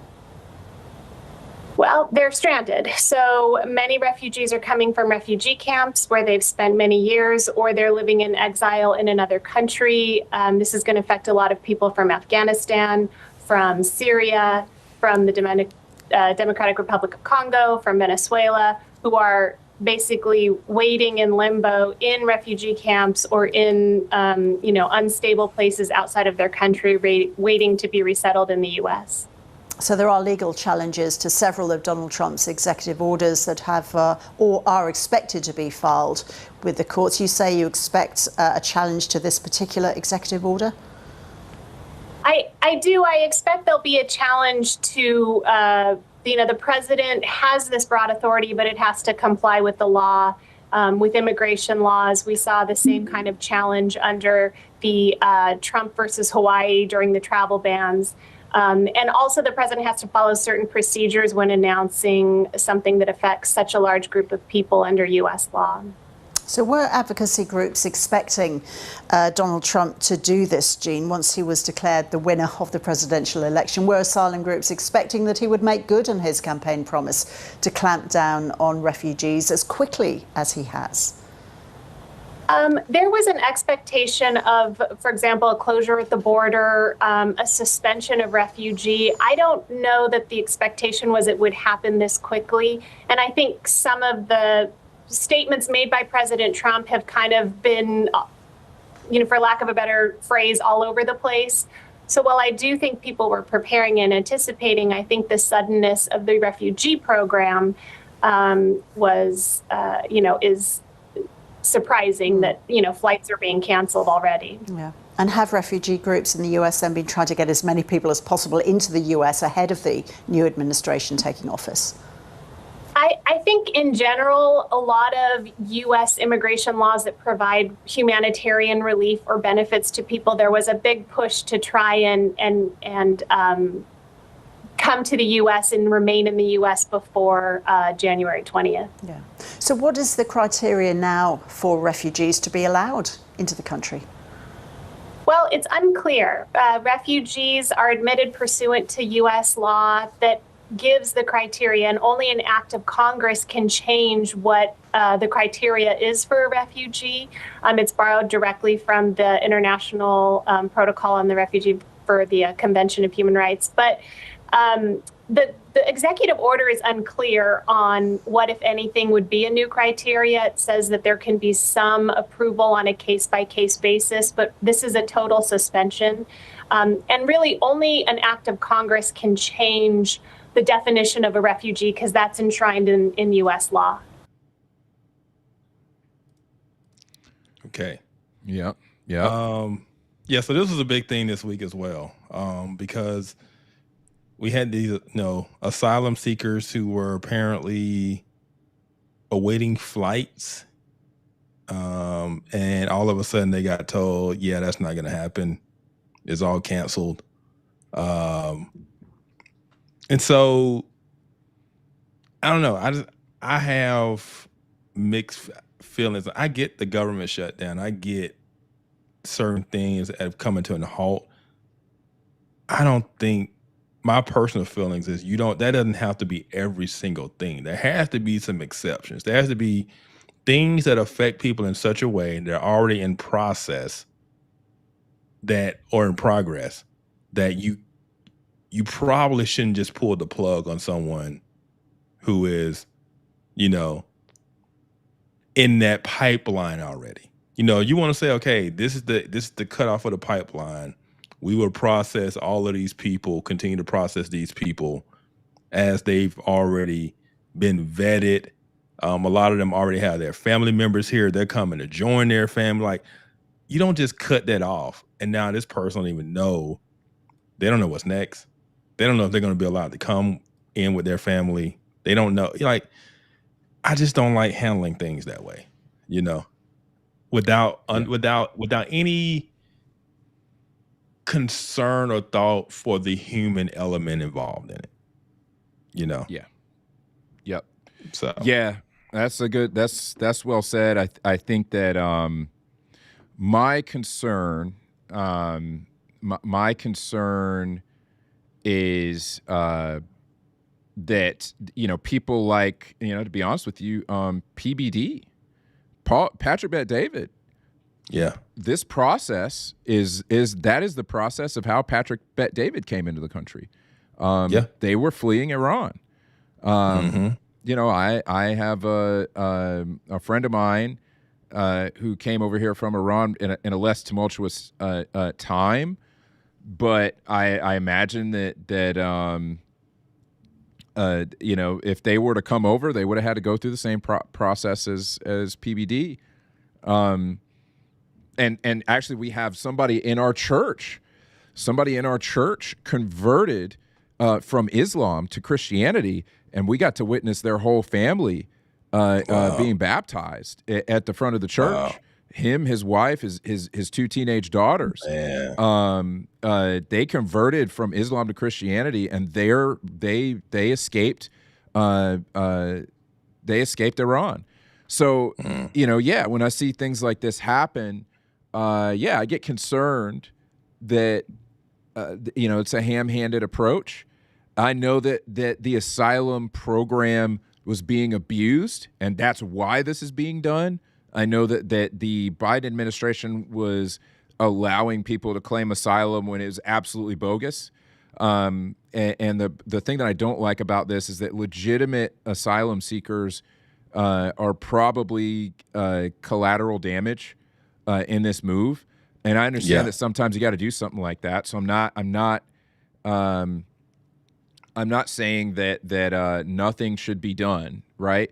I understand that when you're trying to get things done, sometimes there's going to be some collateral damage. My hope is that they can, as they mentioned, there can be approvals on a case-by-case basis. My hope is that they do work diligently to approve the legitimate cases, and they don't just leave it the way it is. Because the way that it's been done right now, that can only, in my opinion, be treated as a temporary emergency solution. This cannot be the permanent solution. And so I'm holding out hope, and I'm praying that they fix the implementation. So there's two things. Number one, I did hear I don't know, over the last year or over, it could have been over Biden's 4 years. I don't know, but we've let 100,000 asylum seekers in through this process. So we have allowed people in. I'm also aware of the problem England is having and Europe as a whole is having, right? Yeah. And so I'm aware of, you got to be careful who and how many of you import in. I don't think we're at that point or near, America is so large. We're not setting up Afghan ghettos, right? You know what I'm saying? Where England is just being taken over. Certain parts of town are just Islamic now, right? So we're not facing that, but at the same time, I do understand, be careful who you import in and make sure that they are aligned with your values, and that they're leaving that old life and that old way of thinking and stuff behind, and they're willing to assimilate into American life and American culture, to as much as possible. But yeah, my concern is that we're ignoring the human element and we're being heavy-handed and just kind of hasty in our actions and just basically cutting it off. Now, hopefully it's kind of like the hiring freeze, right? Okay, 90 days and let's reassess, and then okay.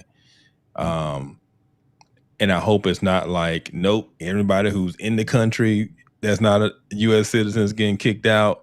Anybody who's outside and not a U.S. citizen, we're not letting in. Are they going to treat this like the H-1B thing, where it's we're not letting anybody else in? We're just America first, and if you're not an American, then I'm not trying to go. No. Yeah.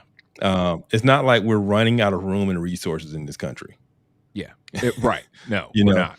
And you're not importing in the numbers. See, the reason illegal immigration is such a big problem is because it's the numbers. You can't let in 10, 11 million people with no process of assimilation. That's a disaster. Yeah. But the H-1B program, the asylum program, people are coming in through legitimate legal ways. Those are the ways we should be okay with. Yes. Right. Yes. And to right now, I feel like it's all getting lumped into the same sentiment of you're not one of us. I think, yeah, I think. So I will say, I don't think that's the intent behind the move. I don't think that's the intent at all. I think that's the way it is going to be spun. Definitely by the left, it's going to be spun that way. But I think the intent is more. There have been people, and there probably are people who are part of the apparatus that has to handle the asylum approvals, denials, etc. That are probably not. They're more aligned with the Biden administration on that stuff, and so I can see this being like, okay, we're shutting off. We're gonna figure out what's real, what's not, and we're gonna let these people through on a case by case basis. The question I have with that from an operational standpoint, how many people you gonna stick on trying to review those things on a case by case basis? Because that's a lot of work. And so my concern is that there's going to be a lot of people just left in limbo because they can't possibly process the volume of people that they're going to have to review on a case-by-case basis. But I understand they probably need to do some house cleaning in the staff that is handling that stuff. Yeah. To me, I think people who have already been vetted, approved, and in the pipeline, the system should be pushed through. 100%. Right? 100%. Yeah. Yeah. And I say, look, review, maybe review some of them, okay? Maybe review some of them and see if it was the Biden administration letting people through that don't have a real asylum claim. But I don't think that I don't think it has to be a permanent thing, right? You granted asylum. If we find out that you're shady, I think we should be able to kick you out. Just the same way we brought you in, we should be able to kick you out. You know what I'm saying? We brought you into this country, we'll take you out. We take you out, baby. We take that plane, that same plane, we're gonna put you on it. And we gonna slow down to a low. We're gonna slow down to a low roll, and we're gonna open the door. Tuck and roll. Yeah, tuck and roll, baby. Here's your bag. I do think that I do think that it's going to be spun like it's completely bad, but just from the standpoint of somebody who's trying to execute and get things done, I understand how hard it is to do it surgically and to move quickly. And so I don't fault them for taking action. Let's see what they do. I hope they fix it quickly. Yeah. Yep. Same. Do you want to jump ahead? Because I know we've moved at a snail's pace. No, it's been good, but I don't want to, drag too long. So do you want to jump down to the TikTok stuff, or you want to keep going? Let's talk TikTok, man. TikTok is it's kind of a big deal, man. It's kind of a big deal. Let's talk TikTok. Yep.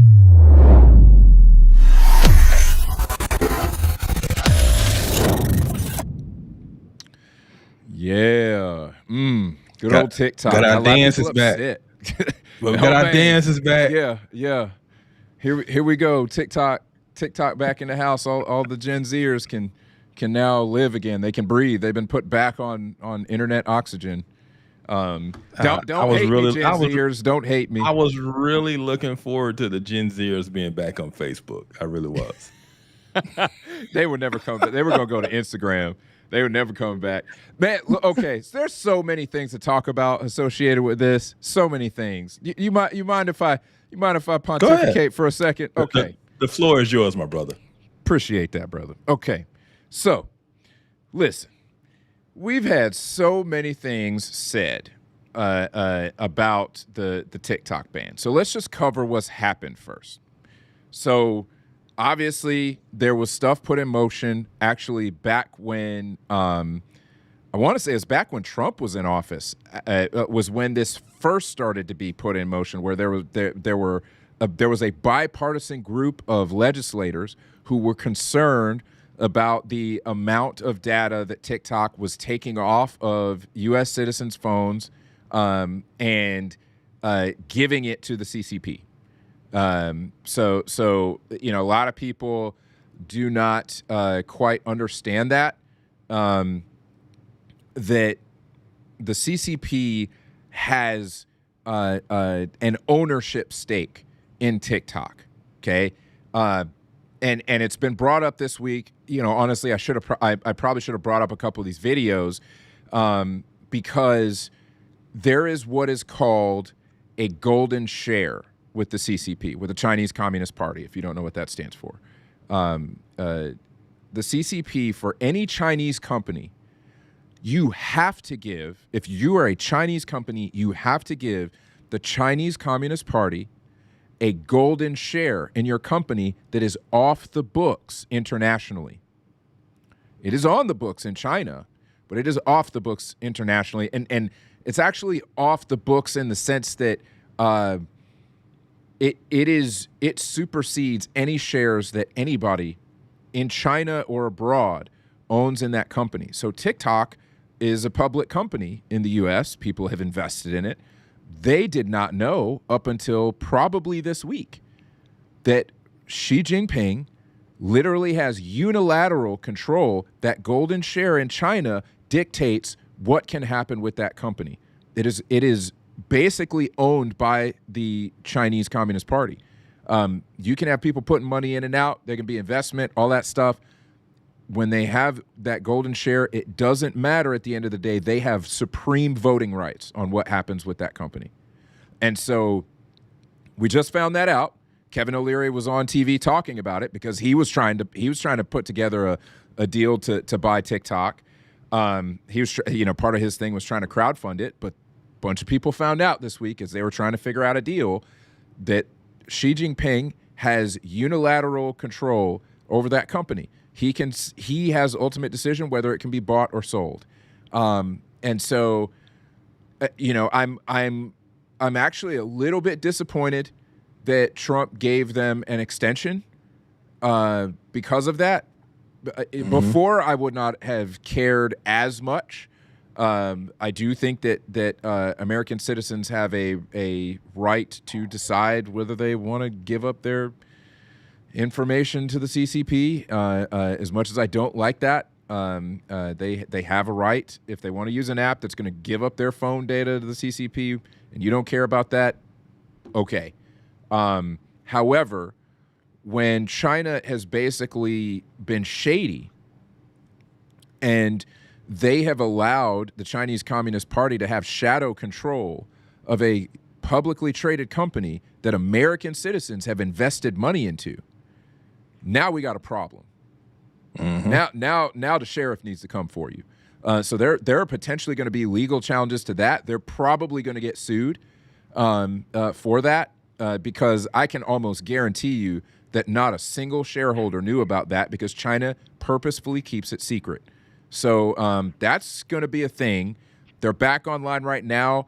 So far as I know, the App Store, there might be some last-minute updates that I haven't heard. The App Store actually legally can't turn the app back on right now. And so phones that have TikTok installed already, they can access the servers again, but you can't download the app if you didn't have it before. And so phones that already have the app on it are now selling for thousands of dollars on the secondary market because they have TikTok on them. Yeah. TikTok ain't that, unless it's making me money, TikTok ain't that valuable. No, heck no. No, Yeah, absolutely not. No. Yeah. So thoughts on that? No, good job, brother. No, good job explaining it. My issue with TikTok has always been the Chinese or China element of it from a social engineering standpoint. We talk about woke culture. We're talking about all of these things that are going on within our culture, and especially with our youth. A lot of that stuff has been pushed through TikTok. And here's the thing. That stuff is not being pushed to youth in China through TikTok. They have a completely different thing where that stuff is not even allowed. But yet they are flooding young people in America's mind with, all kind of transgender stuff, queer, the crazy of the crazy, right? Um, and it's like, wait a minute, why are we letting the Chinese Communist Party, why are we letting a country who is not friendly to us run a psyop on our own kids in our own country, right? Through this app. And so it was like, nah, we need to do something about this. You can't allow them to social engineer our own kids. Because that's what was happening. And so, and you saw the fallout. You saw these kids losing their mind when TikTok went away, I've never used TikTok. It's not on my phone. As someone in the intelligence community, it was like, nah, not putting that on my phone, you know. So I've never had it. I've never used it. If it wasn't like a TikTok thing that was on Facebook or Instagram, I've never, yeah. So I've never dove into the app itself, and it was for those reasons. And then even, as a government employee at the state and federal level, it was banned. You couldn't have it on your government phone because of the data that it's taking from your phone, and it is going back to China.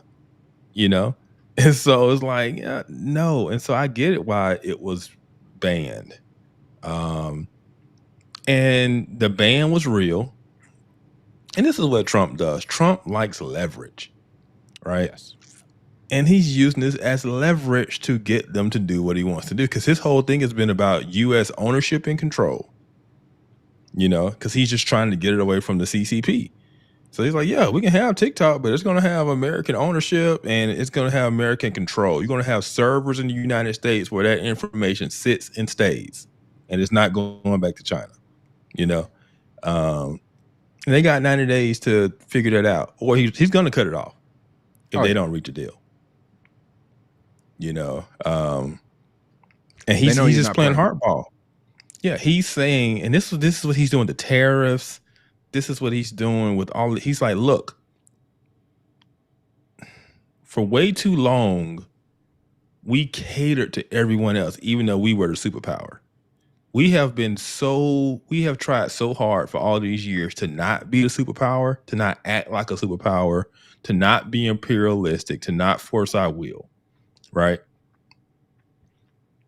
And in doing so, we've lost. Like, China doesn't care. China's like, oh, y'all want to play in our market? You want access to our billion people? This is the rules you got to play by. And those rules are, you got to be matched up with a Chinese company. You got they make sure that they controlling this to the interest of them and their people.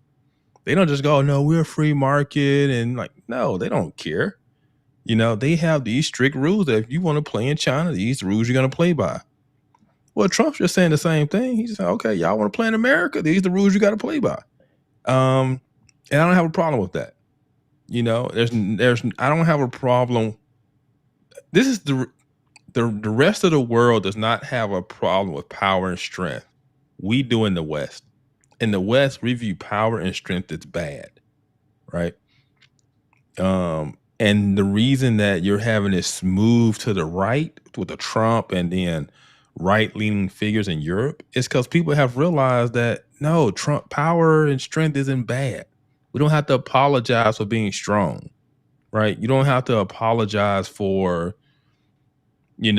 having a great economy and being rich. It's like we've gone and we're just apologizing for all of this stuff. And so Trump is saying, no, we're America. You want access to our people, you want access to our market, these are the rules you got to play by.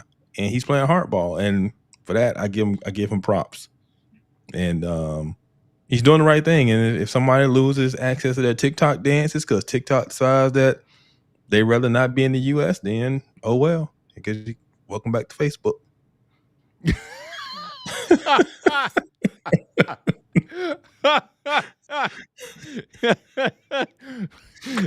Hey kids, Facebook has Reels now. It's like a TikTok. Oh man, Kev, you a trip, man. I said, welcome back to Facebook.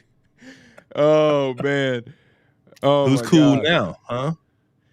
Dude. Man, so here's my thing. Because I got a few more things to say on this because of some of the All right. stupidness I've seen in the market. Okay, or not in the What's market, the but in public. But Yeah, what's the stupidness, man? What's the stupidness? there is some stupidness out there. But I do want to say real quick. I want to say I do think it's good that America sets the example on being free market, because I think that is a principle of America. Freedom is a principle to allow citizens to do business with the people that they want to without too much government intervention. As a businessman, I get mad if the government is getting in my way of doing business. As long as I'm not doing anything nefarious, get out of my way. And so I don't like it when the government interferes with that for reasons other than national security. The reason that I respect Trump making the initial move, because he was in favor. It's not just Trump here. That's the other thing that we got to deal with here. It's not just Trump who sees a problem here. It's a bipartisan group in the House and the Senate that sees a problem with this. The reason that there is a TikTok ban is because both Democrats and Republicans recognize there's a problem. Like, there's a problem with this platform. It is actually, it has a problem. Future talking about MySpace, Tom. Hey, Tom. Like, Tom over here like Ruben right now. He over here like Ruben. Like, hey, real quick aside, people were actually saying, "Where's Tom when you need him?" And Tom came out of the woodwork and took a picture and said, "Hey, man. Yo, I'm out of that social media game now. I'm just over here still wearing this white shirt, writing in my notebook. I don't know anything about how to solve this problem." I was like, oh my gosh, we ain't heard from Tom in 20 years. This is amazing. Tom is who I would be. Tom built something, Tom sold it, and Tom just went and lived his life rich. Yeah, that's right. He's living his life. He still got that white shirt. He recreated the picture, man. His Facebook, or his profile picture from MySpace is amazing. Everybody's friend. That's right. That's right. But so I appreciate that something is being done from a national security standpoint, because here, and I'll get into some of the stuff that a couple of the other points I have on this thing. And one of them, before I get to the stupid things that I've seen, that is, okay, people are too, actually, no, you know what? This is a part of the stupid that I've seen, because people are like, oh, I don't have anything to hide. I don't have anything to hide. I don't care if the CCP gets my data. Okay. You're too unimaginative about what can be done with that data. Yeah. I'm sorry. Yeah. So I don't know if anybody is paying attention, but we are in the age of generative AI. Okay, we're in the age of generative AI. If TikTok wants, and specifically the CCP, the Chinese side of TikTok and the CCP behind it, if they want to take all of that video data that you are uploading to their servers, okay, the CCP doesn't have to play by American rules, okay? You don't have privacy there. If they want to make a video clone of you saying things that you would not say, they are not going to court. There's no court in the U.S. There's no police. There's nobody that's going to go get them. If they want to steal your identity by falsifying you, if they want to spy on you by taking your location data and using you're way too unimaginative with what can be done with that. Maybe I have been a computer nerd and a tech nerd for too long, but I can imagine all kinds of things. If the laws in the U.S. didn't apply, I can imagine all kinds of things that could be done, all kinds of evil stuff that could be done.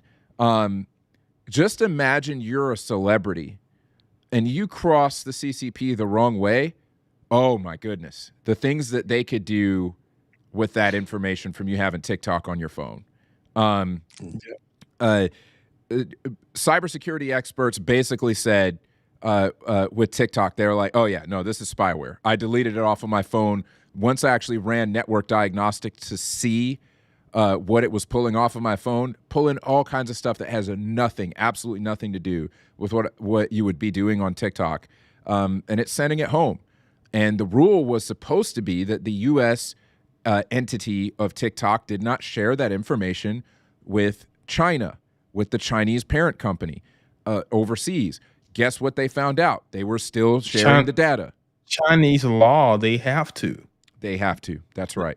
They're not like U.S. companies where they have freedom and autonomy. No, by law, they have to share anything the Chinese Communist Party tells them to. They don't have the right, the ability to say no. That's they right. just don't. That's right. Exactly. Yeah. Try crossing Winnie the Pooh in his territory. Try crossing him over there. You'll see why they don't play. You see why they ain't messing with him. You wind up missing. You might wind up in a concentration camp. You wind up with somebody living in your house, looking at everything that you do. Yeah, that's a thing in China. The CCP will put somebody to live in your house to watch you. I mean, yeah, people don't know, man. People don't know. So that's one of the stupid things I saw. The number 2 stupid thing that I saw, okay, and it's just number 2 in order. It's not in order of priority, because this is more stupid than the first one. People started going to another app called Red Note that is also owned by the CCP. So if you want to know if the PSYOP is working, it's working. Yes. China got y'all dancing like puppets. So they're like, oh man, America cut off, the U.S. government cut off our source of American data. We're gonna get them to go over to this other CCP owned app so that we can keep getting that data. That not only, okay, bro, like actually it's not, is it called Red Note? Yes, it is called Red Note. It is a reference. The name of the app is a reference to Mao's Little Red Book. It's a reference to Mao. And Chinese people have corroborated this, that the name of the app is a reference to Mao Zedong's Little Red Book. Yeah. Wow. Y'all are being played. Y'all want to talk about American PSYOPs? Y'all want to talk about American PSYOPs? The PSYOP is working on y'all. It is incredible to me that people are that dense that they would install another spyware app and go to that out of protest because they're like, oh no, they're going to take away a Chinese app. We're going to get another Chinese app. Y'all have been played. Well, because like, what's wrong with Instagram? What's wrong with like, is it you too cool for that? I know what's wrong with it. I can explain, but continue. No. I need to know. I don't hang out with the Gen Zers. Like, I don't get, like, if TikTok goes away, why are you going to some other obscure Chinese app? Like, it just doesn't make sense. Out of pure protest, and I guarantee you, as CCP operatives that even started the trend. I guarantee you. I can't prove it, but I can almost guarantee you, because I guarantee you Americans had no idea about that app. How else would Americans find out about that app without a CCP operative pushing that narrative? Ain't no way. Hey, come on over here. Oh, we're so dumb. Right. Stupid. We're so dumb. So here's why people don't want to go to Instagram. Creators get paid way more on TikTok than they get paid on Instagram. Instagram is actually, so because I'm in the business of podcasting and social video production, I have to know these things. Instagram is notorious for the algorithm being very stingy. Meta's algorithm can tend to be very stingy with organic reach. And they are not known for paying people well. TikTok pays well. And so you have a lot of people who go to TikTok because TikTok brings the bread and the organic reach on TikTok. Even though their algorithm is a black box, it is controlled by the CCP, and people have admitted that. They don't completely understand how their algorithm works, and TikTok doesn't really talk about it.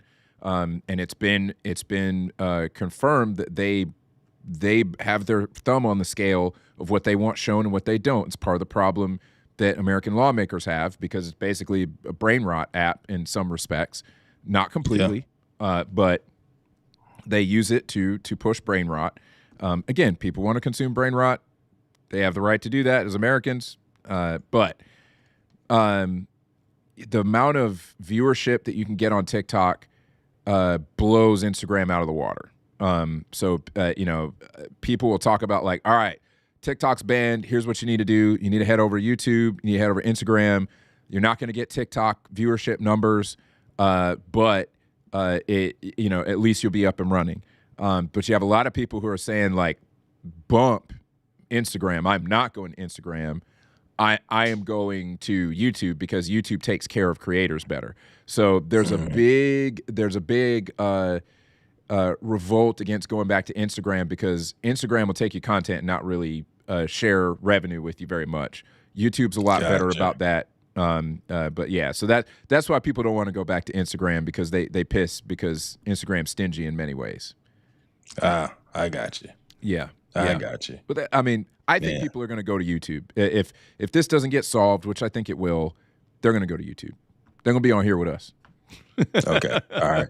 Otherwise, I'm like, man, I mean, you just made TikTok sound good. I'm like, I know the Chinese spying on me, man, but if I can get my dance numbers up and hey, listen, I'm like, hey, if they can figure out this whole not sharing data with the CCP thing, I got no problem being on TikTok. That's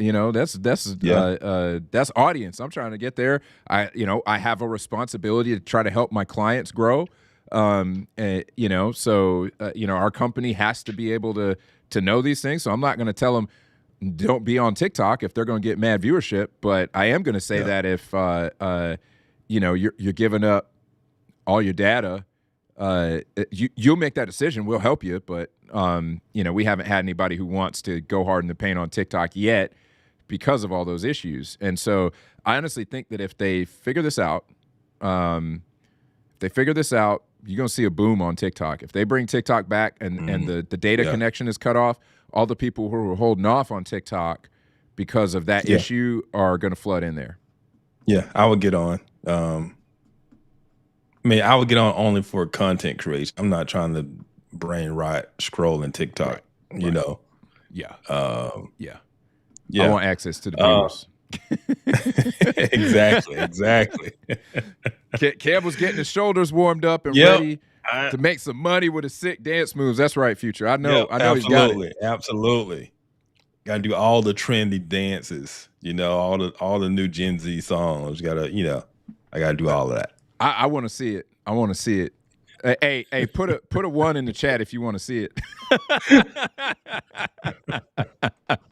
Oh my gosh, man. So all right, one last stupid thing that I heard out there being said. Okay. One last stupid thing. People saying that the reason that the U.S. government shut down TikTok in the U.S. was because of money. They said, oh, they just don't want us to make this money. They don't make any money because it's a Chinese company. They only make money if it's an American company. So they shut off TikTok. TikTok's U.S. entity is they got to pay taxes, okay? Like, that is not it. Future don't want to see them. She don't want to see them dance moves, man. She does not want to see them dances, man. I appreciate it. I appreciate it. She put a 2 in the chat, man. Loud and clear. I just mean I got to do it now. He got that fighter spirit. Look, you ain't gonna tell me I can't dance. Oh, you want to see me dance? All right, here we go. Here we go. I'm about to pop and lock right now. Y'all asked for this. But so they talk about, oh, they don't want us to make money. That's why they shut down TikTok. Dude, like, okay. A couple of things on that. Is it completely and utterly unfounded? I have to say no, because there are ways that money could be linked back to it, but it's highly unlikely. because there's too much pain caused to Americans by it being canceled. So many business owners are pissed because they get amazing organic reach on TikTok. They like, I have friends who have businesses that they built off of their TikTok audience, like businesses that make serious money that they built off of their TikTok audience. It's a lesson to not be completely dependent on one platform. But the money argument, in my opinion, is still stupid, because who's getting the money? That they did that because they didn't want you to make money? No. How are they affected? If you don't make money, they don't make money. They want you to pay taxes on that money you're making. That's a dumb argument. Yeah. Yes. It's dumb. That's not why. That's not why, people. Stop being ignorant on the internet, okay? Stop doing that. I don't know if you know, man, but everything's a conspiracy theory. Everything. Yeah, so. Oh, man. Yeah, you just gotta read between the lines, man. I will admit, bro. I will admit that I don't have a lot of patience for conspiracy theories. And my friends and family know that when you start talking that stuff, you got a few seconds before my eyes start rolling in the back of my head, before I just stop listening and start thinking about what I'm gonna eat next. And I have so little patience for conspiracy theories. I don't know, man. You were an intelligence man. How's that affected your opinion on conspiracy theories? Whenever someone does a conspiracy theory, I just say, okay, walk me through it. How does it go down? Right? Because it's one thing to think of it and just say, oh, it's like this, but okay, what has to happen for that to be the case? Who all has to be involved with it, right? How many people have to keep their mouth shut on it, right? Do you think, in the age of information, don't think we might know if that was the case? So especially like when it comes to, especially like sports fixing and things like that, people are always talking about, oh, no, the league did this and they intentionally did. I'm like, the number of people that would have to be in on it for that fix to come in, somebody's gonna say something, right? Or the risk of you ruining the reputation of your product because you chose to fix an outcome is just not even worth it, because you're gonna and so I just want people to walk me through it, right? Yeah. Even if it's like a government conspiracy, okay. Is that outcome even controllable? Right. What are the chances that somebody could pull that off, right? To make all these variables come into place at the right time, and then boom, here you go, right? And so it's just one of those things of, it's not that conspiracy theories never come true, because we know, like, for instance, because I consider it something different. COVID, origins of COVID, right? Yeah. Lab leak theory, right? That was a conspiracy theory, but clearly it wasn't. Right. Right. I'm not talking about something. Yeah, I'm not talking about something that's that obvious or could be easily true. Okay, there's a lab in Wuhan that is doing these type of tests. It's not far-fetched to think that maybe something got out that lab, right? That's not crazy. Right. Well, that's misinformation, yeah. Kevin. Gonna get the fact checkers out. Yeah.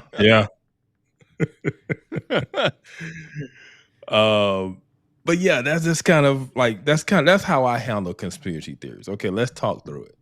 Right. Let's see. Is this something that is really possible? Is it, or likely? Because anything can be possible. Is this likely to be the case, or is another explanation more likely to be? And so just try to walk people through things, get them to think a little bit, other than just the barbershop dude, the dude in the barbershop where everything's conspiracy, especially when it's against black folks. Everything's just conspiracy against Oh know. my gosh. No, so Barbershop all right, guy. I'm sorry. Barbershop guy. There's another stupid thing, and that's it. There's another stupid thing. Stop playing. There's another stupid thing, man. I saw black people on the internet talking about they don't want black people to make money because black people on TikTok. Oh my goodness. Yep. I mean, it is the Trump administration. You know, Elon did come out as a Nazi, so I can see that. No, that's plausible. That's okay? plausible, right? Yep. And yeah, no. I'm just saying, man. I'm just saying that That's I the have term to- I'm gonna start using. Barbershop conspiracy theories. That's what I'm gonna start calling people. Yeah. He's a barbershop conspiracy theorist. Yeah. You know, the white man just don't want us to make no money. You know that's what it is. Yep. and I gotta sit there. And I go to a Brazilian dude's barbershop. It's mostly like Brazilian and Hispanic dudes in there. So I don't really hear a ton of that. Anytime I go sit in a black barbershop, man, some of the conversations that are had in there, and I got to sit there and listen to that stuff, and I'm reading my book while my son's getting his hair cut. I'm thinking to myself, am I gonna get in this? Am I gonna say something? And there's a part of me literally that just wants to go to the black barbershop just so that I can get in on the conversations. I don't care whether I get my hair cut or not. I want to go in there and just start being like, hey, walk me through that. When I stopped going to black barbershops, I got so much of my life back. You know how much time we spend on a Saturday morning in the barbershop?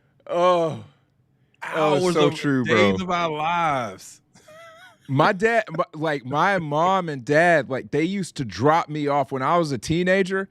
Like they're like, I ain't waiting in that barbershop with you. They would drop me off at the barbershop and come back a little while later. Like they go do other stuff. They drop me off at the barbershop and I'd be sitting in that waiting room and they'd be like, hey man, I'll be up there, but I ain't sitting here for 2 hours. I ain't doing that. And 2 hours was short. Right. Yeah, I mean, man, they don't take no appointments. You just got to get in there and sit. Yeah. And you're hearing all the conspiracy theories. You're hearing them all, man. All of them. I mean, but it is a cultural experience. It is. It is. I will say that I look at it as an opportunity. At some point, man. At some point, okay. Imagine this, Kev. Okay, Informed Takes live from a black barbershop one night. Man. Woo. Can you imagine the conversations we could have with those folks? Can you imagine? And I guarantee you them dudes will be here for it. I guarantee you. Oh, absolutely. Absolutely. Dude, you just gave an idea. We gotta take Informed Takes on the road, man, from the barbershops. Let's go. That could be a whole tour. That could be a tour. And we could go to black barbershops across America and set up and have real conversations with these folks and just talk. Because, I mean, seriously, if you could just sit down in a black barbershop, you could change some minds. If you sit down in a black barbershop and hash it out with some dudes, you can change some minds because I've seen it happen. Yeah. I've been there. I've been in some of the conversations where I'm like, well, have y'all thought about it like this? And they're like, hey, that's a good point, brother. Hey, dude over here, Farnsworth Bentley over there talking sense. So that's what they used to call me at one of the barbershops. They call me Farnsworth Bentley. I get it. They'd be like, Farnsworth. Because you had your bow tie on. I know. You know, I'm bougie, man. Bougie. Future's here for it. Yep. Let's do it. Especially where you live now. Oh my goodness. Oh yes. ATL, man, we could have some shows, man. It's big because some good combos, man. We gotta do that at some point. Take some time off. Stop trying to make me move to Atlanta. Hey, never. I'm never gonna stop, man. Y'all tell Kev he need to move to ATL, man. Tell him he need to move to ATL. We be in studio every week. Y'all would see us in the studio every week. The biggest hurdle to that is my wife. My wife hates Atlanta. She just does. The traffic is not for everybody, man. It's not. The traffic, and then just Atlanta. The things you see in Atlanta, you be like, only in Atlanta. Only in Atlanta. Yeah. Like I don't know how she got in that outfit. But that can't even be hers. But she in it. Yeah. Hey, Future says stop slandering bow ties. I'm a tie guy myself. I'm actually not a bow tie guy. That's one Southern thing that I never got on. But I will not slander the bow tie. Otherwise, I probably would be considered not in the PCA if I've slandered bow ties, because that's the thing in the PCA. Yeah. Or you're into like Virgil. Do you hear what happened to Virgil a couple of months ago? Virgil Walker, he always wears his bow tie and his suit, whatever, right? He was traveling, and this guy in the airport like, "Assalamu alaikum, my brother." Oh, he got confused with being one of the Muslim. They thought he was in the Muslim Brotherhood. They thought he was in the Nation of Islam. They thought he was in Nation of Islam. They thought he was Nation of Islam. Oh yeah, that's very. Oh my gosh. Oh my gosh. What's the name? Louis Farrakhan about to come and give him daps in the airport. Man, Verge got to be careful with that bow tie, man. You got to be careful. Yeah, he do. You too articulate. You walking around, you got your bow tie on, you real articulate. Yeah, them dudes gonna think you one of them. Yup. Gotta be careful. You gotta walk around. You gotta walk around with you gotta walk around eating a pork chop all the time or something, so they know. you gotta have a pocket pork chop or something. Yeah. Walk around with some bacon. Like somebody starts to, hey, whatever that whatever is, you say, whatever in the world they say. Waka waka. Oh man. You gonna have somebody come up and say it, and you just have to pull out the pocket bacon and just start munching on it. And then they know. We need to send Verge some pocket bacon. Like, brother, you gotta stop eating that swine, brother. Man. Yeah. Oh, man. I used to hear that. I'd be like, oh, I don't touch the swine. I don't eat the swine. I'm like, oh, here we go. Yep. Oh, man. Let me find a pork butt to smoke real quick. Man. Yeah. All right. So we got a new segment that we are going to try to start that I threw in this week. And I was like, you know what? Let's just try to start some fun. And we're going to try to start doing the meme of the week. Meme of the week, baby. Social media is full of memes, great memes. And I was like, you know what? Let's just throw a great meme in there every week and just have meme of the week. So yeah, without further ado, here is our meme of the week.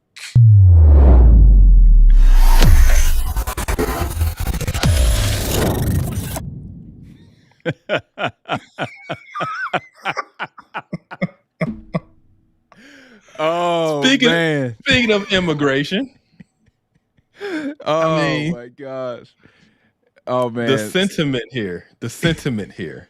So, yeah, for those who may be just listening and not looking at the video, you got somebody on the top in the 1850s talking about, hey, but without slaves, who would pick the crops?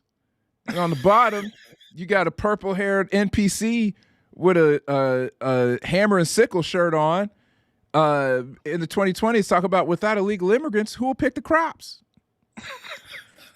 Listen, same energy. That dude, you captured the vibe so well with this, because I think I saw a Democrat lawmaker say something about that. I saw, no. You know who it was? It was the infamous Episcopalian bishop, Bud or Budday or whatever her name is. Did you see the one who was at the National Prayer Service? Yes. That basically gave that whole lecture to President Trump. First of all, how the heck did she even get up there? Second of all, she up there talking about the people who pick our crops and do our laundry and like that's all you think of those people?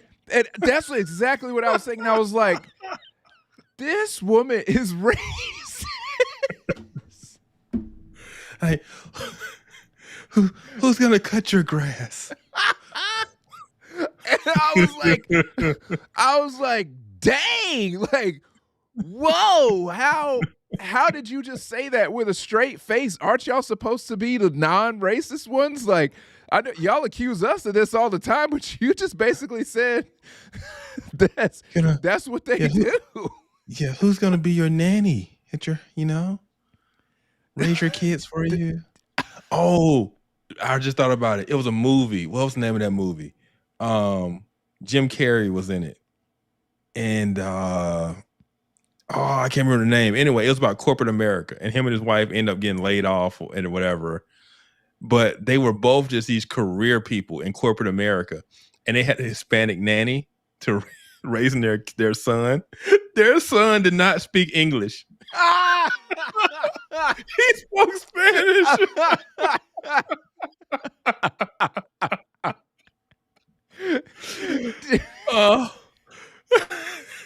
That is amazing.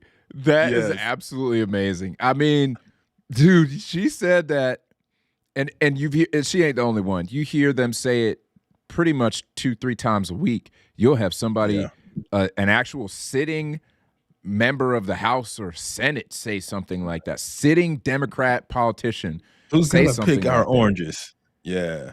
And I'm like, and this is, dude, what are y'all like? Y'all are basically saying that nobody's going to be willing to, that's the argument. They're saying, well, Americans don't want to do those jobs. And I'm like, if you got rid of the entitlement system, they would. But that's a whole nother conversation. That's right. Fun with Dick and Jane. Yes, that's it, Future. Yes. Okay, there it is. All right, I'm gonna have to go find. I'm gonna have to go find that movie. Oh, you got to watch that movie. It's a good message. It's about corporate America. It's about workaholism. It's about what's important in life, and But yeah, their kids spoke Spanish. That's hilarious. That's absolutely hilarious. That feels like the same kind of thing in Me, Myself, and Irene when dude's sons were black because his wife cheated on him. Yep. Yep. Oh man, that's hilarious. It seems like there's a theme there with Jim Carrey. Yep. But with this meme, when I posted it, basically what I said about it was, it's amazing how the same people who rally and talk about a minimum wage and just so passionately talk about a livable wage and all of this type of stuff, right? But then they're okay with importing cheap illegal labor. Yes. Right. So economically, it makes no sense because you're undercutting the people you say should be getting a livable wage, right? Because you're making them compete with cheaper labor. So economically, it makes no sense to be for both of these things. None. And then just morally, because your whole point about the livable wage is people shouldn't be working for that amount of money, right? But you're okay exploiting an illegal immigrant for even less than that. That's right. Because who else is going to pick our strawberries? That's right. That's exactly right. It makes no sense economically or morally the way people just completely can't be consistent in their thinking. They take positions that just don't align with one another, and they don't think that they don't see how they contradict each other. Right. Right. So. It doesn't have to make sense, Kev. It doesn't have to make sense. Orange man bad. Okay. Orange man bad. I think that the what's behind this basically is they saying, okay, we basically need a indentured servant class in America. Yes. And that's why the meme is so great. Preferably brown. Preferably brown. That's right. That's right. It just amazed me. They don't see the irony. That's why this meme is so perfect, because Democrats in the 1850s, Democrats in the 2020s, saying the same dang thing. They saying the same thing. And it blows Yep. my mind that y'all Yep. think that we need to have an indentured servant class in America to do those things. Now, here's what I think, okay? Here's what I think. As far as immigration is concerned, okay, I actually do think that our immigration system is broken. I think it's too hard to come here legally. I think it's too hard. I think we need to have a secure border, but we need to make it easier for people to come here and work. Yep. Yeah, so you got people who are willing to come and pick crops. Let them come and pick the crops, man. Cool. Let them come here legally. Excuse me. Let them come here legally and let them be vetted, but don't make it so hard. And everybody wins, right? No, everybody doesn't win because that's defeating the purpose. Because when they come here legally, they require a certain wage. Well, that's defeating the whole purpose. They Right. want the cheap labor. They do. The Democrats, they addicted to the cheap labor, man. It's just, they thought they got off of it. They got off of the stuff when slavery ended, and they found a new drug, man. They found a new high. It was illegal immigrants, Yep. man. And we didn't Yep. see it. We didn't see it for so long. I didn't see it. But then they started saying the quiet part out loud, and we realized, oh, they're still junkies. They just found a different drug. Yep. But they're for livable wages, right? Minimum wage, $25 an hour. Oh man, $25 an hour, man. Hey, you know what? You wouldn't need $25 an hour if you weren't for a government that spends you into oblivion. You probably wouldn't need it, but hey, I'm making too much sense. Let me stop that right now. Yeah. That is not allowed. Man. But yeah, man, this has been our longest show, and it makes sense because it was so much this week. Yeah. First week of the Trump administration, and like I said, we skipped 2 topics. We did. Yeah, As the saying goes, the show writes yeah, and we also itself. have topics that it does. We've got other topics that are in the queue from previous weeks we didn't get to that we want to still talk about one day, but it'll happen one day. Yeah. There's one we keep not getting to it. But I mean, Yep. more news keeps happening. I mean, what you gonna do It does. when does. that winds up being on the back burner when you got Trump over there in the Oval Office? You got that dude out there slanging, man. You got that dude Man, out there look at that. slanging. Look- He's back, Bruh, baby. when I saw that, I was weak. the chain. I got to have fun with it, man. We gonna have fun over here, man. He is back, dude. He is back. I got He to is. say, I am here for it, man. I'm here for it. Good job on your Yeah. first week, President Trump. Good job. Absolutely. Yeah, man. Yeah. Yeah. Oh my gosh. But man, this has been fun. It's been fun to be back behind the mic after missing a week. It's good to be back. So it was good to be with you guys in the chat. Future, Amy, Ken, everybody else who stopped through. We appreciate y'all. Thank y'all so much for joining us tonight. We always appreciate the support. Please like, subscribe, share with your friends, share on social media. Also, check out the merch store. Get you unburdened because we are still being unburdened. Unburdened, baby. There we go. Yep. Get you to gear. All right. Get you to gear. Yep. With that being said, join us next week as we tackle the latest in foreign domestic politics. But until then, stay informed. Stay informed, folks.